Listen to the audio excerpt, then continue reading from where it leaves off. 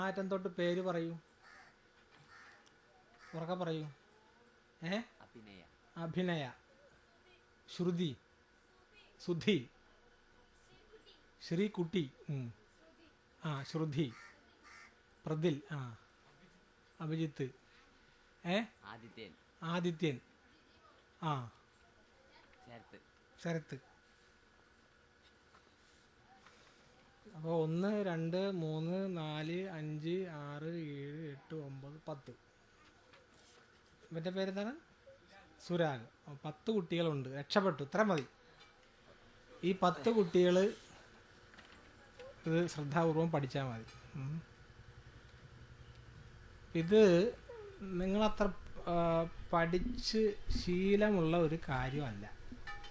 സാധാരണ സ്കൂളിൽ പഠിക്കുന്നത് ഇംഗ്ലീഷ്, ഹിന്ദി, മലയാളം ഒക്കെ പഠിച്ച് ശീലമുണ്ട്. പഠിച്ച് ശീലമില്ലാത്ത ഒരു കാര്യം പഠിക്കാൻ തുടങ്ങുമ്പോൾ ഒരു അസ്വസ്ഥതയൊക്കെ ഉണ്ടാകും. അതിങ്ങനെ ശീലിക്കേ നിവൃത്തിയുള്ളൂ, അല്ലാതെ വേറെ വഴിയൊന്നുമില്ല. ഇന്നലെ നമ്മുടെ ബ്രഹ്മചാരി ശാന്തചൈതന്യ അതൊക്കെ ചൊല്ലിക്കൊടുക്കാൻ ഇവിടെ ഉണ്ടായിരുന്നു. ഇന്ന് അദ്ദേഹം ഇവിടെ ഇല്ല. അപ്പം ഇന്നലെ ഉണ്ടായിരുന്ന ആൾ ഇന്ന് കാണുന്നില്ല. ആ ആളോടെ പോയി, അതിനെപ്പറ്റി പറയാം. അപ്പം അദ്ദേഹത്തിൻ്റെ ഗുരുനാഥൻ ഇരിക്കുന്നത് ഇവിടെ കോഴിക്കോട് ജില്ലയിൽ കൊളത്തൂർ എന്ന് പറയുന്നൊരു സ്ഥലത്താണ്. സ്വാമി ചിദാനന്ദപുരി. ഇന്ന് കേരളത്തിലെന്നല്ല, ഇന്ത്യയിൽ തന്നെ വേദാന്തം നല്ലതുപോലെ പഠിച്ച് അത് പഠിപ്പിക്കുന്ന ഏതാനും വ്യക്തികളിൽ ഒരാളാണ് ചിദാനന്ദപുരി സ്വാമികൾ. അദ്ദേഹത്തിൻ്റെ നേരിട്ടുള്ള ശിഷ്യനാണ്. ഇന്നലെ ഇവിടെയൊക്കെ ഇന്ന് ഗീതയൊക്കെ ചൊല്ലിക്കൊടുത്തത് അദ്ദേഹം. ഇവിടെ നടക്കുന്നത് പോലെ ഒരു ക്ലാസ്, 7 ദിവസത്തെ ക്ലാസ്, ഇതേ ഡേറ്റ് തന്നെ 23 തൊട്ട് 29 വരെ ഒരു ക്ലാസ് ഇവിടെ ഈ കൊളത്തൂർ അദ്വൈതാശ്രമത്തിൽ, കോഴിക്കോട് ജില്ലയിലെ കൊളത്തൂർ അദ്വൈതാശ്രമത്തിൽ നടക്കുകയാണ്. അത് ഇതുപോലെ എന്ന് പറഞ്ഞാൽ കുറച്ചും കൂടിയൊക്കെ ആളുകളൊക്കെ ഉണ്ട്, അതിനുള്ള സംവിധാനങ്ങളൊക്കെ ഉണ്ട്. അവിടെ ചിദാനന്ദപുരി സ്വാമി കൂടാതെ സ്വാമിനി ശിവാനന്ദപുരി ഒരാളും കൂടിയുണ്ട്. ശിവാനന്ദപുരി എന്ന് പറഞ്ഞാൽ ചിദാനന്ദപുരി സ്വാമിയുടെ നേരിട്ടുള്ള ഒരു ശിഷ്യ. അതായത് പോലീസിൽ ഈ പെൺ പോലീസ് ഉള്ളതുപോലെ ഞങ്ങളുടെ കൂട്ടത്തിൽ പെൺ സ്വാമിമാരും ഉണ്ട്. നിങ്ങൾക്ക് ആർക്കെങ്കിലും സ്വാമിനി ആവണമെങ്കിൽ സ്വാമിനി ആകാം. അങ്ങനെ അവിടെ 2 ഗുരുക്കന്മാരാണ് ഉള്ളതെന്ന് പറയാം. ഒന്ന് സ്വാമി ചിദാനന്ദപുരി, അത് കഴിഞ്ഞാൽ പിന്നെ സ്വാമിനി ശിവാനന്ദ, ശിവാനന്ദ മാതാജി. അവർ സാധാരണ സ്കൂളിലെ ഒരു ടീച്ചറായിരുന്നു. പിന്നീട് അതൊക്കെ വിട്ടിട്ട് ഇങ്ങനെ ഇത്തരം വിഷയങ്ങളൊക്കെ പഠിക്കുകയും പിന്നെ ഇത് പഠിപ്പിക്കാൻ വേണ്ടി ജീവിതം മാറ്റിവെച്ചിരിക്കുകയാണ്. അങ്ങനെ ലോകത്തിൻ്റെ പല ഭാഗത്തുമൊക്കെ പോയിട്ട് ഇതുപോലെ യജ്ഞങ്ങളൊക്കെ സംഘടിപ്പിക്കുകയും ക്ലാസ്സുകളൊക്കെ എടുക്കുകയും ചെയ്യുകയാണ്. അങ്ങനെ അവിടെ 2 ഗുരുക്കന്മാർ അവിടെ ഉണ്ട്, ഒരു പെൺസ്വാമിയും ഒരു ആൺസ്വാമിയും. നമ്മുടെ ബ്രഹ്മചാരി ഇവിടെ ആണിക്കോട് കുഴൽമന്നത്തിൻ്റെ ഒക്കെ അടുത്ത് അവിടെയാണ് അദ്ദേഹം ഇരിക്കുന്നത്. അപ്പോൾ ഈ വർഷം യജ്ഞം ഞാൻ ഇദ്ദേഹത്തോട് പറഞ്ഞു, എനിക്ക് ആരോഗ്യ പ്രശ്നങ്ങൾ കൂടി വരികയാണ്, അതുകൊണ്ട് സ്വാമികൾ അതൊക്കെ നടത്തണം, എല്ലാവിധ അധികാരങ്ങളും അവകാശങ്ങളും ഒക്കെ ഞാൻ നിങ്ങൾക്ക് തരികയാണ്. ഞാൻ എന്തെങ്കിലുമൊക്കെ ചെറിയ കർമ്മങ്ങളൊക്കെ ചെയ്യും, എന്നിൽ നിന്നും ഇനി കാര്യപരമായി ഒന്നും പ്രതീക്ഷിക്കേണ്ട. ഇന്നലെ പ്രദിൽ എൻ്റെ അടുത്ത് വന്നിട്ട് ഇവിടെ നോക്കി, ഇവിടെ ഓപ്പറേഷൻ ചെയ്ത പാടൊന്നും കാണുന്നില്ലല്ലോ. പിന്നെ സ്വാമി എന്തിനാ പറഞ്ഞത് ഓപ്പറേഷൻ ചെയ്തോന്ന്? സ്വാമി നുണ പറഞ്ഞതല്ലേ? അല്ല, അതിനെപ്പറ്റി പറയാം. ഇപ്പോൾ ഹൃദയത്തിൻ്റെ അകത്ത് ഒരു നിശ്ചിത അളവിൽ രക്തം കടന്ന് ചെന്നിട്ടാണ് ഈ ഹൃദയമാകുന്ന പമ്പ് രക്തം ഇങ്ങനെ ഓടിക്കുന്നത്. നിങ്ങളുടെയൊക്കെ ഉള്ളിൽ അനുനിമിഷം ഒരു നിശ്ചിത അളവിൽ ഹൃദയത്തിൻ്റെ അകത്തേക്ക് രക്തം കടന്നു ചെല്ലുകയും ഒരു യന്ത്രം, ഒരു പമ്പ് വെള്ളം പമ്പ് ചെയ്യുന്നത് പോലെ ഇങ്ങനെ ഹൃദയം ഇങ്ങനെ രക്തം ഓടിച്ചുകൊണ്ടിരിക്കുകയാണ്. അപ്പോൾ എൻ്റെ ഹൃദയത്തിന് ഈ ശബ്ദം ഉണ്ടാക്കരുത്, ദയവായി ശബ്ദം ഉണ്ടാക്കരുത്, എൻ്റെ ഹൃദയത്തിൻ്റെ അകത്ത് രക്തം ഓടുന്നതിന് തടസ്സം വന്നു. ഈ ഹൃദയത്തിൻ്റെ അകത്തേക്ക് പോകുന്ന രക്തക്കുഴലുകളിൽ കൊഴുപ്പൊക്കെ വന്ന് അടിഞ്ഞു. അങ്ങനെ രക്തസമ്മർദ്ദം, രക്തത്തിൻ്റെ ഓട്ടം എല്ലാം കുറഞ്ഞു. രക്തം ശരിക്കും ഓടണമെങ്കിൽ ഹൃദയത്തിൻ്റെ അകത്തേക്ക് ഒരു നിശ്ചിത അളവിൽ രക്തം കടന്നു ചെല്ലണം. അപ്പോൾ വലിയ പ്രശ്നങ്ങളുണ്ടായി. വലിയ പ്രശ്നമെന്ന് പറഞ്ഞാൽ ഒരു 10 മിനിറ്റ് പോലും നടക്കാൻ പറ്റാത്ത സാഹചര്യം വന്നു. നടന്നാൽ ഉടനെ നെഞ്ചുവേദന. അപ്പോൾ അതിൻ്റെ യന്ത്രങ്ങളൊക്കെ വെച്ച് പരിശോധിച്ച് നോക്കി. അപ്പോൾ ആധുനിക യന്ത്രങ്ങളുണ്ട്. ആ യന്ത്രങ്ങൾ ഉപയോഗിച്ച് ഒരു ക്യാമറയാണ്, അത് ഇങ്ങനെ ഓപ്പറേഷൻ തിയേറ്ററിൽ കൊണ്ടുപോയിട്ട് നമ്മളൊന്ന് ചെറുതായിട്ടൊന്ന് മയക്കിയിട്ട് ഈ ഇവിടെ ഞരമ്പിൻ്റെ അകത്തൂടെ യന്ത്രം കടത്തും. ക്യാമറ ഉള്ളിൽ പോയിട്ട് ഫോട്ടോ എടുക്കും. ഫോട്ടോ എടുത്ത് നോക്കിയപ്പോൾ ആൻജിയോഗ്രാം എന്നാണ് അതിനെ പറയുന്നത്. അതിൻ്റെ അകത്ത് 3 സ്ഥലത്ത് കൊഴുപ്പുകൾ വന്ന് ഇങ്ങനെ അടഞ്ഞിരിക്കുകയാണ്. രക്തം ശരിക്കും ഓടുന്നില്ല. അപ്പോൾ ഡോക്ടർമാർ പറഞ്ഞു അത് 3 ബ്ലോക്കുകളുണ്ട്, ഇത് മരുന്ന് കൊണ്ട് മാറില്ല. അതിൽ ഒരു ബ്ലോക്ക് കൂടുതലാണ്, അത് പൊട്ടാൻ സാധ്യതയുണ്ടെന്ന് പറഞ്ഞു. പൊട്ടിയാൽ ഇങ്ങനെ ഇരിക്കും.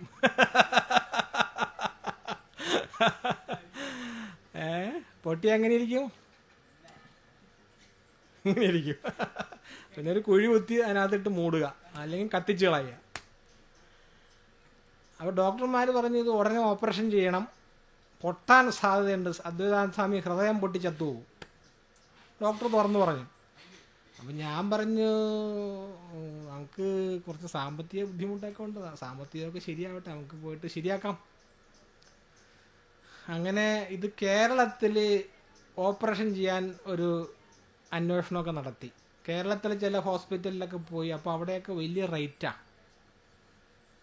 അത് 1 ലക്ഷം, 2 ലക്ഷം, 5 ലക്ഷം ഒക്കെ ചിലവ് വരും, വലിയ ചിലവ് വരും. മരുന്ന് കൊണ്ടത് മാറില്ല. മരുന്ന് കൊണ്ടുള്ള പരീക്ഷണങ്ങൾ അപകടമാണ്. ഏത് നിമിഷവും ഈ ഞരമ്പ് പൊട്ടാം. അല്ലാഹു അക്ബർ. അപ്പോൾ ശരി, ഓപ്പറേഷൻ ചെയ്യാൻ തീരുമാനിച്ചു. ഇനി പരീക്ഷണങ്ങളൊന്നും നടത്തണ്ട. അങ്ങനെ ബാംഗ്ലൂരിൽ എത്തി. പ്രതില എവിടെ എത്തി അദ്വൈതാനന്ദ സ്വാമി? ബാംഗ്ലൂർ സായിബാബയുടെ ഹോസ്പിറ്റലിലെത്തി. ഇപ്പോൾ ബാംഗ്ലൂരിൽ സായിബാബ വലിയൊരു ഹോസ്പിറ്റൽ തുടങ്ങിയിട്ടുണ്ട്. അത് ഫ്രീ ഹോസ്പിറ്റലാണ്. അവിടെ 2 ലക്ഷമോ 3 ലക്ഷമോ 5 ലക്ഷമോ 10 ലക്ഷം രൂപയുടെ എത്ര വലിയ ചികിത്സ വന്നാലും ഫ്രീ ട്രീറ്റ്മെൻറ്റാണ്. അങ്ങനെ അവിടെ ചെന്നു അതിൻ്റെ കാർഡിയോളജിയുടെ ഹെഡ്. അപ്പോൾ 2 തരം ചികിത്സയുണ്ട് ഇതിന്. ഒന്ന് ബൈപ്പാസ് സർജറി എന്ന് പറയും, പിന്നെ ആൻജിയോപ്ലാസ്റ്റ് സ്റ്റെൻഡ് ഇടുക എന്ന് പറയും. അത് പറഞ്ഞുതരാം. നിങ്ങൾക്കൊക്കെ ഇത് വരാൻ സാധ്യതയുണ്ട്. കാരണം നിങ്ങൾ കൊഴുപ്പുള്ള ഭക്ഷണങ്ങൾ കൂടുതൽ കഴിക്കുന്നവരാണ്. അത് പൊതുവെ ജനങ്ങൾ അങ്ങനെയാണ്. ഈ ഭക്ഷണമൊക്കെ കൂടുതൽ കഴിച്ച് ഹൃദയം പൊട്ടി ചാകാറാകുമ്പോഴാണ് ചിന്തിക്കുന്നത്, അയ്യോ ഇങ്ങനെ തിന്നണ്ടായിരുന്നു. കോഴിയും താറാവും പശുവും പോത്തും എല്ലാം തിന്ന് കൊഴുപ്പൊക്കെ അടിഞ്ഞ് ഹൃദയം വേദനയൊക്കെ വന്ന് ഹൃദയം പൊട്ടി ചാകാറാകുമ്പോഴാണ് ചിന്തിക്കുന്നത്, ഞാൻ തിന്നത് ശരിയായ രീതിയിലല്ല, അങ്ങനെ തിന്നാൻ പാടില്ലാത്തതായിരുന്നു, ഇങ്ങനെ ചിന്തിക്കുന്നത്. അങ്ങനെ അവിടെ ചെന്നു അഡ്മിറ്റായി. അങ്ങനെ ഓപ്പറേഷൻ. അപ്പോൾ അതിൻ്റെ ഹെഡ് എന്നോട് ചോദിച്ചു, 2 തരം ചികിത്സയുണ്ട് ഇതിന്. ഒന്ന് ഇവിടെ വെട്ടിപ്പൊളിക്കും, ഇവിടെ കീറി മുറിച്ചിട്ട് ചെയ്യുന്ന ഒരു ഓപ്പറേഷൻ, ബൈപ്പാസ് സർജറി എന്നാണ് ഇതിന് പറയുന്നത്. പിന്നെ ഇവിടെ കീറി മുറിക്കാതെ ആധുനിക ഉപകരണങ്ങളൊക്കെ ഉപയോഗിച്ച് ഉള്ളൊരു ചികിത്സ, അതിനാണ് ആൻജിയോപ്ലാസ്റ്റ് സ്റ്റെൻഡ് ഇടുക എന്ന് പറയും. അത് ഈ കാലിൻ്റെ ഒടിയിലൊരു ഞരമ്പുണ്ട്, ആ ഞരമ്പ് വഴി യന്ത്രങ്ങളൊക്കെ കടത്തി ഹൃദയത്തിൻ്റെ അകത്ത് കൊണ്ടുപോയിട്ട് ആ ബ്ലോക്കുള്ള സ്ഥലത്ത് ഒരു പൈപ്പ് പോലുള്ള സാധനം, ഒരു യന്ത്രം, അങ്ങനെ യന്ത്രം ഫിറ്റ് ചെയ്തു. അപ്പോൾ കീറി മുറിക്കാത്ത ഓപ്പറേഷനാണ് ചെയ്തിരിക്കുന്നത്. ഇനി ഇതൊക്കെ എത്ര കാലം നിലനിൽക്കുമെന്ന് പറയാൻ പറ്റില്ല. അങ്ങനെ ഇപ്പോൾ പ്രതിലിന് മനസ്സിലായ ഓപ്പറേഷൻ ചെയ്തത് എങ്ങനെയാണ്? ഓപ്പറേഷൻ തന്നെയാണത്. ആളെ ഓപ്പറേഷൻ തിയേറ്ററിൽ കിടത്തി മയക്കും. അപ്പോൾ ഞാൻ ആ മയക്കൊന്നും ഞാൻ പരിപൂർണമായിട്ട് മയക്കൂല. അപ്പോൾ ഓപ്പറേഷൻ എന്നെ മയക്കിയതായിട്ടൊക്കെ ഞാൻ അറിഞ്ഞു. അതുകൊണ്ട് ഡോക്ടർ ഞാൻ ശരിക്കും മയങ്ങിയിട്ടുണ്ടോ എന്ന് അറിയാൻ വേണ്ടി ഡോക്ടർ എന്നോട് ചോദിച്ചു, സ്വാമിയുടെ ആശ്രമം എവിടെയാണ്? ഞാൻ പറഞ്ഞ് പാലക്കാട് ജില്ലയിൽ. ആ പാലക്കാട് ജില്ലയിൽ എവിടെയാണ്? വടക്കഞ്ചേരിയിൽ എവിടെയാണ്? ഞാൻ പറഞ്ഞു ഇങ്ങനെ അഞ്ചുമൂർത്തി മംഗലത്താണ്. അത് ഞാൻ മയങ്ങിയോ എന്നറിയാൻ, അത് സംസാരിക്കുന്നതിൽ നാവ് കുഴയുന്നുണ്ടോ, അപ്പോൾ എല്ലാം കമ്പ്യൂട്ടറൊക്കെ വെച്ച് ഇങ്ങനെ പരിശോധിച്ചുകൊണ്ടിരിക്കണം. ഓരോ അവയവങ്ങൾ, തലച്ചോറിൻ്റെ പ്രവർത്തനം, കരളിൻ്റെ പ്രവർത്തനം, ഇതൊക്കെ ആധുനിക ഉപകരണങ്ങൾ വെച്ച് ഇങ്ങനെ നിരീക്ഷിച്ചുകൊണ്ടിരിക്കണം. എന്തെങ്കിലും കുഴപ്പം വന്നാൽ ഉടനെ മരുന്ന് കൊടുക്കും. ആൾക്കാരൊക്കെ ഇങ്ങനെ തയ്യാറായിട്ട് നിൽക്കണം. അതാണ് ഓപ്പറേഷൻ തിയേറ്റർ എന്ന് പറയുന്നത്. അതിൻ്റെ ഹെഡ്, കാർഡിയോളജിയുടെ ഹെഡ് ഡോക്ടർ PK ഡാഷ് എന്നും പറയും, DASH ഡാസ്. അദ്ദേഹം ഇങ്ങനെ സൂപ്പർവിഷൻ, അദ്ദേഹത്തിൻ്റെ കീഴിൽ ജൂനിയർ ഡോക്ടർമാരാണ് അതൊക്കെ ചെയ്യുന്നത്, മുഴുവൻ ഫ്രീ. അപ്പോൾ സായിബാബ ഇതുപോലെ ഒരു സ്വാമിയാണ്. അദ്ദേഹം ഇങ്ങനെ കോടികളിലെ പണമെല്ലാം പിരിച്ച് ബാങ്കിൽ ഇട്ടിരിക്കുകയാണ്. ഇത് ഇങ്ങനെ ഈ സാമ്പത്തിക ശേഷി ഇല്ലാത്തവർക്ക് സൗജന്യ ചികിത്സ, ഭക്ഷണം, അവിടെ കിടക്കുമ്പോഴുള്ള മരുന്നെല്ലാം ഫ്രീ. പിന്നെ അവിടെ നിന്ന് ആ ആൾക്ക് ഇന്ത്യയിൽ എവിടെ എത്താനും ട്രെയിൻ ടിക്കറ്റ് ഫ്രീ. അത്രയും സംവിധാനം സായിബാബ എന്ന് പറയുന്നൊരു സ്വാമി ചെയ്തു വച്ചിരിക്കുകയാണ്. അപ്പം അങ്ങനെയാണ്. ഇപ്പോൾ പ്രതിലിൻ്റെ ചോദ്യത്തിന് ഉത്തരം കിട്ടിയില്ലേ? സാധനം അടുത്ത് വന്ന് നോക്കിയിട്ട് ഇവിടെ മുറിച്ചതായിട്ടൊന്നും കാണുന്നില്ലല്ലോ. അപ്പോൾ നിങ്ങളിതൊക്കെ പറ്റിയാൽ നിങ്ങളൊക്കെ പഠിക്കുക. ഇതൊക്കെ അതിസൂക്ഷ്മമായിട്ടുള്ള പഠനങ്ങളാണ്. ആധുനിക വൈദ്യശാസ്ത്രം വളരെയേറെ വളർന്നിരിക്കുന്നു. അതായത് മരുന്ന് കൊണ്ട് മാറാത്ത അസുഖങ്ങൾക്ക് ഓപ്പറേഷൻ, അതീവ സങ്കീർണമായ ഓപ്പറേഷൻ ആധുനിക ഉപകരണങ്ങളൊക്കെ ഉപയോഗിച്ച് ചെയ്യുകയാണ്. നിങ്ങളെല്ലാം പഠിച്ച് നല്ല ഡോക്ടർമാരോ കാർഡിയോളജിസ്റ്റോ ഒക്കെ ആയി മാറട്ടെ എന്ന് പ്രാർത്ഥിക്കുന്നു. നമ്മളൊരു കാർഡിയോളജിസ്റ്റ് ഉണ്ടെങ്കിൽ നമുക്ക് പ്രയോജനപ്പെടും. എന്തെങ്കിലുമൊക്കെ നെഞ്ചുവേദന ഉണ്ടെങ്കിൽ ഉടനെ യന്ത്രങ്ങളൊക്കെ വെച്ച് പരിശോധിച്ച് അതിനെ മരുന്ന് കൊടുക്കുക. അപ്പോൾ ആ കാര്യം അങ്ങനെ. ഇനി എന്താണ്?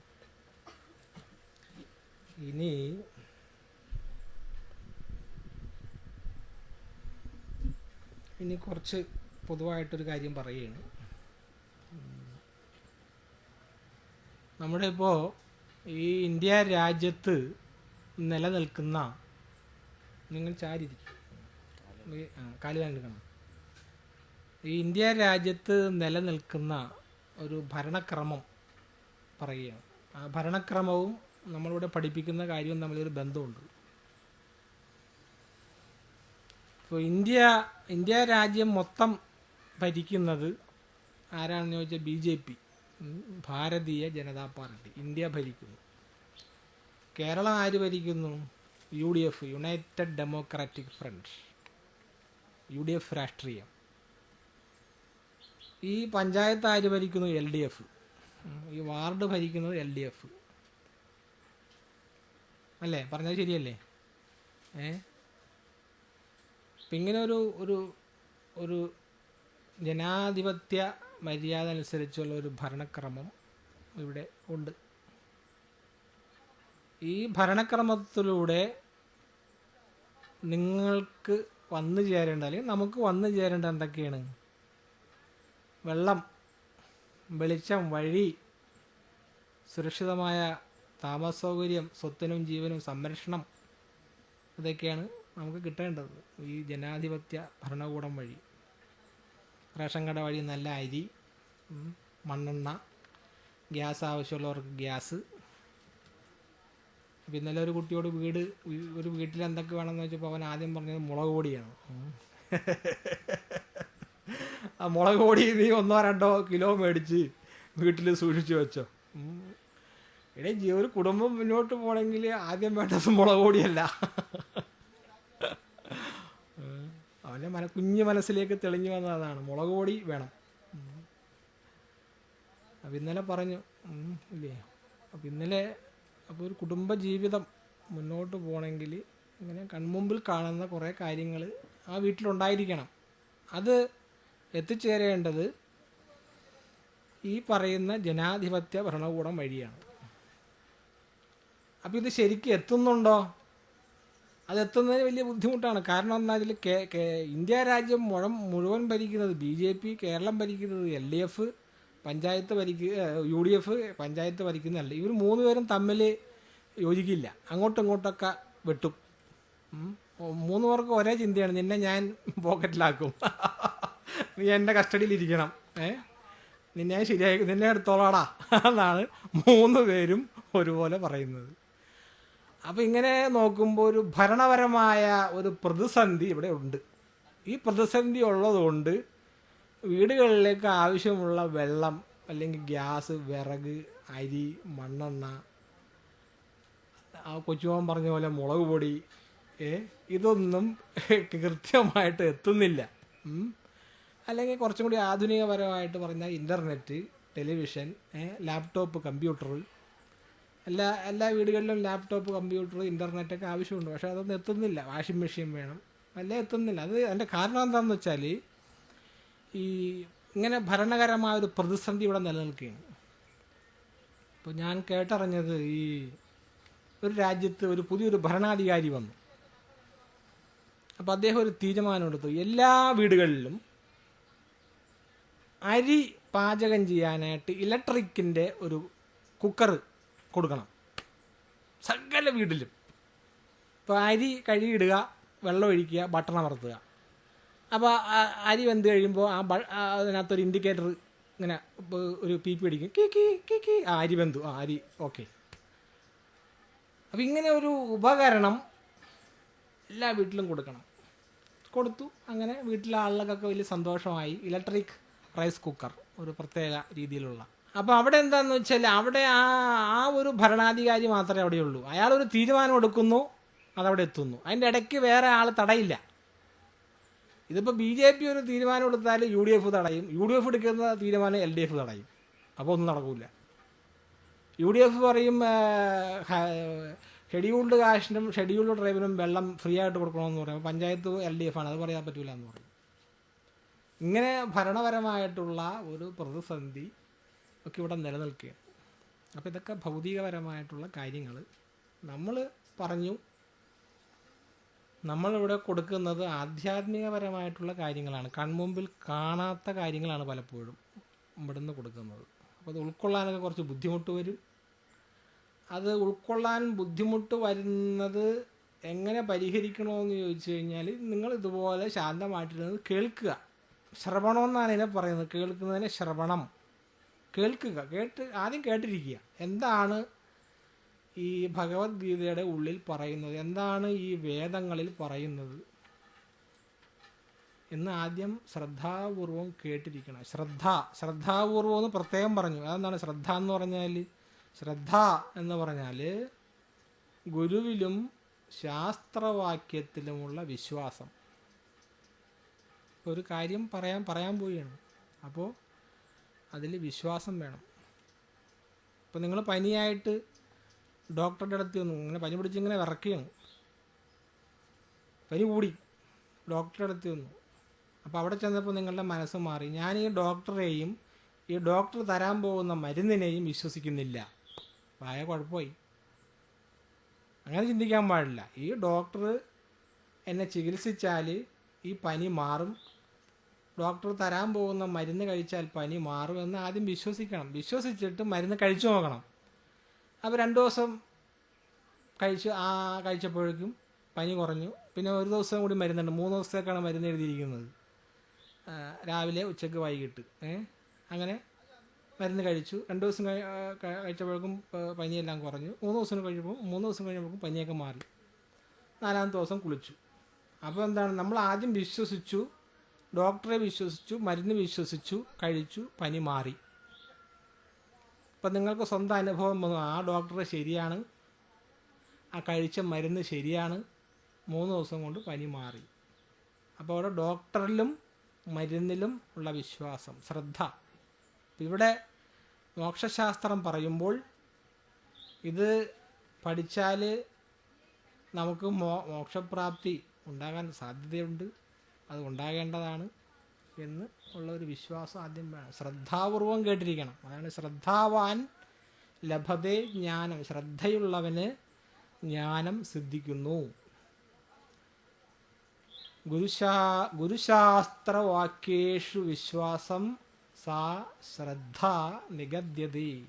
ഗുരുവിലും ശാസ്ത്രവാക്യത്തിലുമുള്ള വിശ്വാസം. ഇവിടെ പഠിപ്പിക്കുന്ന ശാസ്ത്രം, ഇപ്പോൾ പഠിപ്പിക്കുന്നത് ഭഗവത്ഗീത. ഇന്നലെ നിങ്ങൾക്കിത് ചൊല്ലിത്തരാനായിട്ട് ഒരാളുണ്ടായിരുന്നു. ഇനി അദ്ദേഹം അവിടെ കോഴിക്കോട് 2 ദിവസം ക്ലാസ്സിന് പങ്കെടുത്തിട്ട് തിരിച്ചു വരും, തിങ്കളാഴ്ച വരും. അപ്പോൾ ഇന്നിപ്പോൾ ഈ സുരാഗ് ഇത് കുറച്ച് ചൊല്ലിക്കൊടുക്കുക.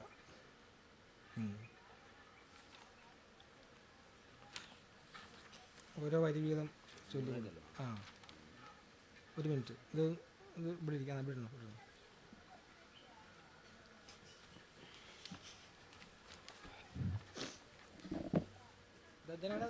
ഇത് സുരാഗിനെ കൊണ്ട് ചൊല്ലിക്കണമെന്ന് വെച്ചാൽ ഒരു പരിശീലനം കൊടുക്കണം ഒരാൾ.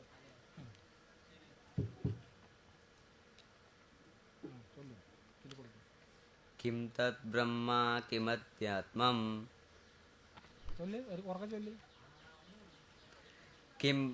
കിം തത് ബ്രഹ്മ കിമത്യാത്മം. കിം കർമ്മ പുരുഷോത്തമ.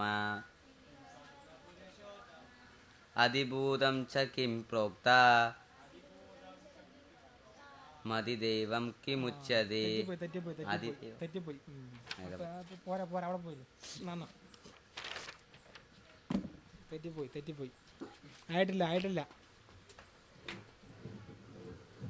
സുരാഗ് പോരാ, പഠിക്കുന്നില്ല. അതിങ്ങനെ പഠിക്കാൻ വന്നിരിക്കുമെന്നുള്ള ഒരു ശക്തി പോരാ. ഞാൻ ചൊല്ലിത്തരാം. അപ്പോൾ ഭഗവത്ഗീതയിലെ 8ാം അധ്യായം അക്ഷരബ്രഹ്മയോഗമാണ് നമ്മൾ ചർച്ച ചെയ്തുകൊണ്ടിരിക്കുന്നത്, പഠിച്ചുകൊണ്ടിരിക്കുന്നത്. അർജുന ഉവാച. അർജുൻ പറഞ്ഞു, കിം തദ് ബ്രഹ്മ കിമധ്യാത്മം.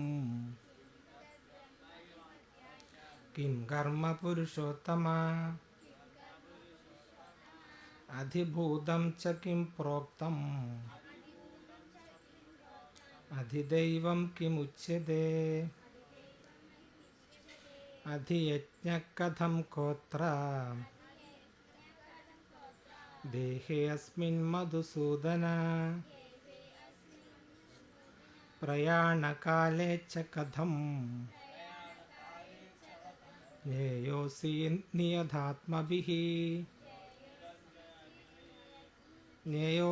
നിയതാത്മഭിഃ. ശ്രീഭഗവാനുവാച. അക്ഷരം ബ്രഹ്മ പരമം സ്വഭാവോ അധ്യാത്മമുച്യതേ. ഭൂതഭാവോദ്ഭവകരോ വിസർഗകർമ്മ സംജിതഃ. അധിഭൂതം ക്ഷരോ ഭാവഃ പുരുഷശ്ചാദിദൈവതം. അധിയജ്ഞോ അഹമേവാത്ര. ദേഹേ ദേഹഭൃതാം വര. അന്ധകാലേ ച മാമേവ സ്മരൻ മുക്ത്വാ കളേബരം. യപ്രയാതി സമദ്ഭാവം യാതി നാസ്ത്യസ്ത്ര സംശയഃ. യം യം വാപി സ്മരൻ ഭാവം ത്യജത്യന്തേ കളേബരം. തം തമേവൈതി കൗന്ദേയ സദാ തദ്ഭാവഭാവിതഃ. തസ്മാത് സർവേഷു കാലേഷു മാമനുസ്മരയുധ്യ ച. മയ്യർപ്പിതമനോ ബുദ്ധിഃ മാമേവൈഷ്യസ്യ സംശയഃ അഭ്യാസയോഗയുക്തേന ചേതസാ നാന്യഗാമിനാ പരമം പുരുഷം ദിവ്യം യാതി പാർത്ഥാനുചിന്തയൻ കവിം പുരാണം അനുശാസിതാരം അണോരണീയാം സമനുസ്മരേത്യഃ. കവിം പുരാണം അനുശാസിതാരം അണോർ അണിയാം സഹ അനുസ്മരേത് സർവസ്യധാധാരമചിന്യരൂപം ആദിത്യവർണം തമസഃ പരസ്താത് പ്രയാണകാലേ മനസാ അചലേന ഭക്ത്യാ യുക്തോ യോഗബലേന ചൈവ ഭ്രൂർമധ്യേ പ്രാണമാവേശ്യ സമ്യക്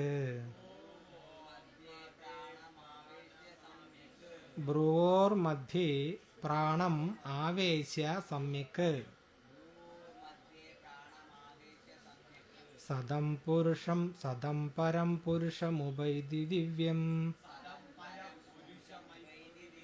യദക്ഷരം വേദവിദോ വദന്തി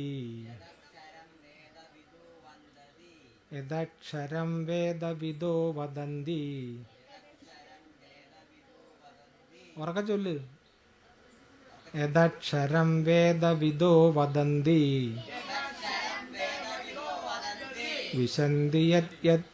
വിശന്തി യദയോ വീതരാഗാഃ വിശന്തി യദയോ വീതരാഗാഃ യദിച്ഛന്തോ ബ്രഹ്മചര്യം ചരന്തി തത്തേ പദം സംഗ്രഹേണ പ്രവക്ഷ്യേ സർവദ്വാരാണി സംയമ്യ മനോഹൃദി നിരുധ്യ ച മൂർധന്യാധായ ആത്മന പ്രാണം ആസ്ഥിതോ യോഗധാരണാം. ഓമിത്യേകാക്ഷരം ബ്രഹ്മ വ്യാഹരൻ മാമനുസ്മരൻ യപ്രയാതി ത്യജൻ ദേഹം യയാതി പരമാം ഗതി സയാതി പരമാം ഗതിം. ഒന്നും കൂടി. ഓമിത്യേകാക്ഷരം ബ്രഹ്മ വ്യാഹരൻ മാമനുസ്മരൻ യപ്രയാതി ത്യജൻ ദേഹം സയാതി പരമാം ഗതിം.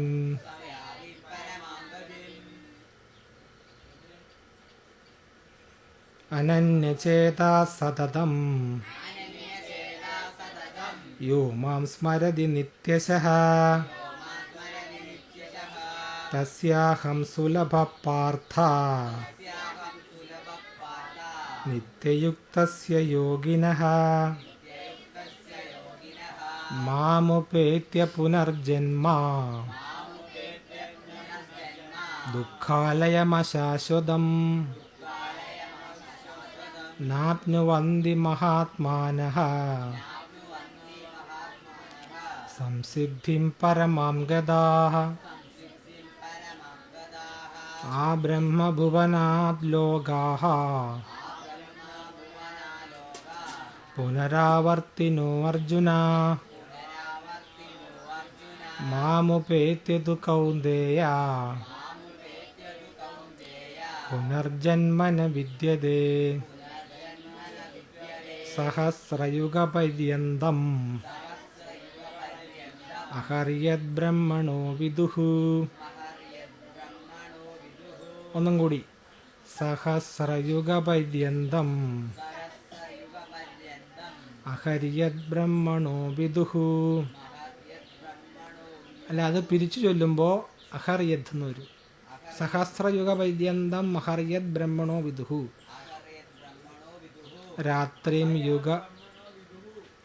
രാത്രിം യുഗസഹസ്രാന്താം തേ അഹോരാത്രവിദോ ജനാഃ. അവ്യക്താദ് അവ്യക്തയഃ സർവാഃ. അവ്യക്താദ് അവ്യക്തയാ സർവാഃ പ്രഭവന്ത്യഹരാഗമേ രാത്ര്യാഗമേ പ്രലീയന്തേ. തത്രൈവ അവ്യക്തസംജ്ഞകേ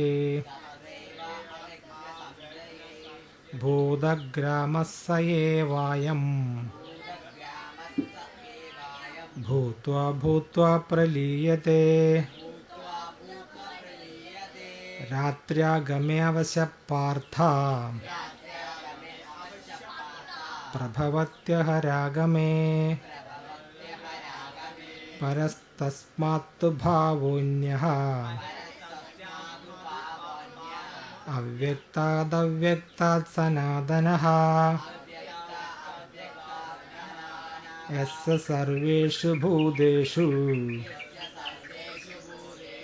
നശ്യസ്സു ന വിനശ്യതി. അവ്യക്തോ അക്ഷരൈക്തുക്തഃ താമാഹുഃ പരമാം ഗതിം. യം പ്രാപ്യ ന നിവർത്തന്തേ. യം പ്രാപ്യ ന നിവർത്തന്തേ തദ്ധാമ പരമം മമ. പുരുഷഃ സ പരഃ പാർത്ഥ ഭക്ത്യാ ലഭ്യസ്തനന്യയാ. യസ്യാന്തസ്ഥാനി ഭൂതാനി യേന സർവമിദം തദം. യത്ര കാലേ ത്വനാവൃത്തിം ആവൃത്തിം ചൈവ യോഗിനഃ പ്രയാതായാന്തി തം കാലം. വക്ഷ്യാമി ഭരതർഷഭ. അഗ്നിർജ്യോതിരഃ ശുക്ലഃ ഷണ്മാസാ ഉത്തരായണം. തത്ര പ്രയാതാ ഗച്ഛന്തി ബ്രഹ്മ ബ്രഹ്മവിദോ ജനാഃ. ധൂമോ രാത്രസ്തദാ കൃഷ്ണഃ ഷണ്മാസാ ദക്ഷിണായനം. തത്ര ചാന്ദ്രമസം ജ്യോതിഃ യോഗി പ്രാപ്യ നിവർത്തതേ. ശുക്ലകൃഷ്ണേ ഗതിഹേതേ ജഗദശാശ്വതേ. ഒന്നും കൂടി ശുക്ലകൃഷ്ണേ ഗതിഹേതേ ജഗദശാശ്വതേ മതേ. ഏകയാത്യനാവർത്തിം അന്യയാ വർത്തതേ പുനഃ. നൈതേ ശ്രുതി പാർത്ഥ ജാനൻ യോഗി മുഹ്യതി കശ്ചന. തസ്മാത് സർവേഷു കാലേഷു. ഒന്നും കൂടി. തസ്മാത് സർവേഷു കാലേഷു യോഗയുക്തോ ഭവാർജുന. വേദേഷു യജ്ഞേഷു തപസ്സു ചൈവ ദാനേഷു യത് പുണ്യഫലം പ്രതിഷ്ഠം. അത്യേതി തത് സർവമിദം വിദിത്വാ അത്തേതി തത് സർവം ഇദം വിദിത്വാ യോഗി പരം സ്ഥാനമുപൈതി ചാദ്യം. Very good. ഇനി ഇത് കാപ്പിയും ബിസ്ക്കറ്റും കഴിച്ചിട്ട് വിസ്തരിക്കുക. അതൊരാൾ മേടിച്ചു, ഒരാൾ മേടിക്കും.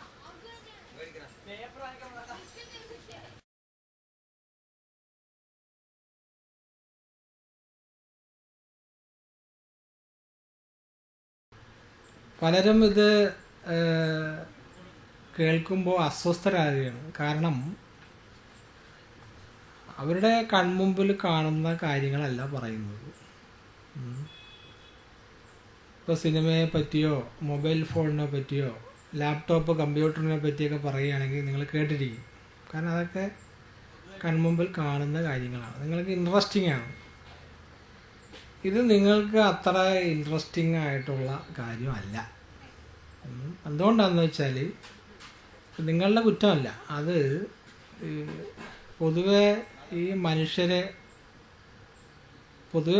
എടുത്ത് നോക്കിയാൽ അവരെല്ലാവരും ഐന്ദ്രിക സുഖഭോഗങ്ങളിൽ മുഴുകി ജീവിക്കാൻ ആഗ്രഹിക്കുന്നു. ഇഷ്ടപ്പെട്ട കാഴ്ചകളൊക്കെ കാണുക, ഇഷ്ടപ്പെട്ട പടം കാണുക, ഇഷ്ടപ്പെട്ട പാട്ട് കേൾക്കുക, രുചിയുള്ള ആഹാരം കഴിക്കുക. ഇങ്ങനെ നോക്കുമ്പോൾ പൊതുവെ മനുഷ്യരെല്ലാവരും ഐന്ദ്രിക സുഖഭോഗങ്ങളിൽ മുഴുകി ജീവിക്കുവാൻ ആഗ്രഹിക്കുന്നു. അപ്പോൾ കുറച്ച് നേരത്തേക്ക് ഇന്ദ്രിയങ്ങളൊക്കെ ഒന്ന് ഉള്ളടക്കി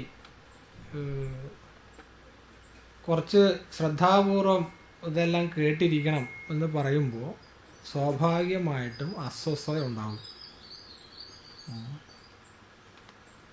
പിന്നെ അസ്വസ്ഥത കൂടുതലാണെങ്കിൽ എന്ത് ചെയ്യണം? സൈക്കാട്രിസ്റ്റിനെ കാണണം. മനസ്സിനെ ഒതുക്കിയിരുത്താനുള്ള ഗുളികകളുണ്ട്. അപ്പോൾ രാവിലെ ഒരു ഗുളിക കഴിക്കുക, ഉച്ചക്ക് ഒരു ഗുളിക കഴിക്കുക, രാത്രി ഒരു ഗുളിക കഴിക്കുക. ഇപ്പോൾ ചിലർക്കെല്ലാം ഒരു സൈക്കാട്രിസ്റ്റിൻ്റെ ട്രീറ്റ്മെൻറ്റ് വേണ്ടി വരുമോ എന്ന് ഞാനിങ്ങനെ സംശയിക്കുകയാണ്. ഒട്ടും ഒതുങ്ങിയിരിക്കാൻ പറ്റുന്നില്ല. അപ്പോൾ ഒട്ടും ഒതുങ്ങിയിരിക്കാൻ പറ്റാത്തവർ വീട്ടിൽ പോയിട്ട് അച്ഛനോടും അമ്മയോടും പറയണം, ഇങ്ങനെ എനിക്ക് ക്ലാസ്സിലൊന്നും ഒട്ടും ഒതുങ്ങിയിരിക്കാൻ പറ്റുന്നില്ല, ഭയങ്കര അസ്വസ്ഥത, ഇരിക്കാൻ പറ്റില്ല, ഇങ്ങനെ ഉള്ളിലെന്തോ ഒരു സൂചിക്ക് കുത്തുന്നത് പോലെയൊക്കെ തോന്നുന്നു, തലയിൽ എന്തോ ഒരു പെരുപ്പ്, തലയിലെന്തോ കറ എന്നൊക്കെ കേൾക്കുന്നുണ്ട്, തലയിൽ എന്തോ ഒരു ഇരുട്ട്, തലയിൽ ചെകുത്താൻ വരുന്ന പോലെയൊക്കെ കാണുന്നുണ്ട്. അങ്ങനെയുള്ളവർക്ക് സൈക്കാട്രി ട്രീറ്റ്മെൻറ്റ് വേണ്ടി വരും. അതിന് മരുന്നുകളുണ്ട്. അപ്പോൾ ആ മരുന്ന് രാവിലെ ഒരു ഗുളിക കഴിച്ചാൽ കുറച്ചൊക്കെ ഒതുങ്ങിയിരിക്കും. അപ്പോൾ ചിലരുടെയൊക്കെ അന്തരംഗം അങ്ങനെ കലങ്ങിപ്പോയി, യാതൊരു പ്രകാരവും അവർക്ക് ഒതുങ്ങിയിരിക്കാൻ കഴിയുന്നതല്ല, വളരെ അസ്വസ്ഥരാണ്. പിന്നെ നിങ്ങൾക്ക് ഒതുങ്ങി ഇരിക്കണമെങ്കിൽ നിങ്ങളുടെ ആഹാരം നിയന്ത്രിക്കണം. ആഹാരം എന്ന് പറഞ്ഞാൽ ഈ രജോ ഗുണം കൂടുതലുള്ള ആഹാരം വളരെ കുറച്ച് കഴിക്കുക. രജോ ഗുണം എന്ന് പറഞ്ഞപ്പോൾ മുട്ട, മത്സ്യം, മാംസം ഇതൊക്കെ കഴിച്ചാൽ ഇങ്ങനെ കുതിക്കും, മനസ്സൊക്കെ കുതിക്കും. പറയുന്ന കേൾക്കുക. ഇതൊക്കെ കഴിക്കുമ്പോൾ മനസ്സിങ്ങനെ കുതിക്കും. അപ്പോൾ ഈ കൂടുതൽ മനസ്സ് കുതിക്കുന്ന സ്വഭാവമുള്ള ആളുകൾ ബോധപൂർവം മുട്ട, മത്സ്യം, മാംസം ഇങ്ങനെയുള്ള ആഹാരമൊക്കെ കുറയ്ക്കുക, കഴിയുന്ന ഒഴിവാക്കുകയാണ് ഏറ്റവും നല്ലത്. അപ്പോൾ അങ്ങനെയുള്ളവർക്ക് മനസ്സിന് ഒരു സുഖം കിട്ടും. ഇപ്പോൾ ഒരു ഉദാഹരണം ഞാൻ കാണിച്ചു തരാം. ഇപ്പോൾ ഇവിടെ ഒരു മത്തങ്ങ ഇവിടെ എടുത്തു വെച്ചു. ആ മത്തങ്ങ അവിടെ എങ്ങനെ ഇരിക്കും. ഇവിടെ ഒരു മത്തങ്ങ എടുത്തു വെച്ചു. പിന്നെ ഒരു കോഴിയെ നമ്മളിവിടെ പിടിച്ചു വെച്ചാലോ, കോഴി ഇരിക്കത്തില്ല, കോഴി ഇങ്ങനെ ചാടിക്കൊണ്ടിരിക്കും. അപ്പോൾ നിങ്ങളിങ്ങനെ കോഴിയൊക്കെ തിന്നു കഴിയുമ്പോൾ മനസ്സിങ്ങനെ കോഴിയെ പോലെ ചാടിക്കൊണ്ടിരിക്കും. മനസ്സിലായോ? ആണ് രജോ ഗുണം. രജോ ഗുണം കൂടുതലുള്ള ആഹാരങ്ങൾ കൂടുതൽ കഴിച്ചാൽ നിങ്ങളുടെ മനസ്സ് ഇങ്ങനെ ചാടിക്കൊണ്ടിരിക്കും, ഒന്നും ഒതുങ്ങിയിരിക്കത്തില്ല. പിന്നെ ഒരു ഉപായം എന്ന് പറയുന്നത് ഈ ചെറിയ ചെറിയ പൂജകളൊക്കെ ചെയ്യുക. രാവിലെയൊക്കെ എഴുന്നേറ്റിട്ട് പൂജ ചെയ്യുക, നാമം ജപിക്കുക. വീട്ടിലൊരു ഒരു സ്ഥലത്ത് ഒരു മേശപ്പുറത്ത് പ്രതിൽ കേട്ടോളി, നിന്റെ മനസ്സിനെ ഒതുക്കണമെങ്കിൽ ഒരു ഉപായം പറഞ്ഞുതരാം. ചെലവ് കുറഞ്ഞൊരു ഉപായമാണ്. വീട്ടിലിപ്പോൾ ഒരു ഒഴിഞ്ഞ സ്ഥലത്ത് ഒരു മേശപ്പുറത്ത് ഒരു പടം വയ്ക്കുക. ഇപ്പോൾ ഗുരുവായൂരപ്പൻ അല്ലെങ്കിൽ അയ്യപ്പൻ അല്ലെങ്കിൽ സുബ്രഹ്മണ്യൻ, ഒരു ദൈവത്തിൻ്റെ ഒരു പ്രതീകം, ഒരു പടം വയ്ക്കുക. ഒരു നിഷ്ഠ വയ്ക്കുക, ഞാൻ രാവിലെ 6 മണിക്ക് അല്ലെങ്കിൽ 5 മണിക്ക് കുളിച്ച് അയ്യപ്പനെ പൂജിക്കും. അപ്പോൾ അവിടെ ഒരു വിളക്ക് കത്തിച്ച് വെക്കുക, ഒരു ചന്ദനത്തിരി കത്തിച്ച് വെക്കുക, ഒരു പൂവെടുത്ത് വയ്ക്കുക. അപ്പം ഇങ്ങനെയൊക്കെ ചെയ്യുമ്പോൾ പ്രതിൽ കേട്ടോളി, ഇങ്ങനെയൊക്കെ ചെയ്താൽ നിൻ്റെ മനസ്സ് ശാന്തമാകും. ഒരു ഉപായമാണ്.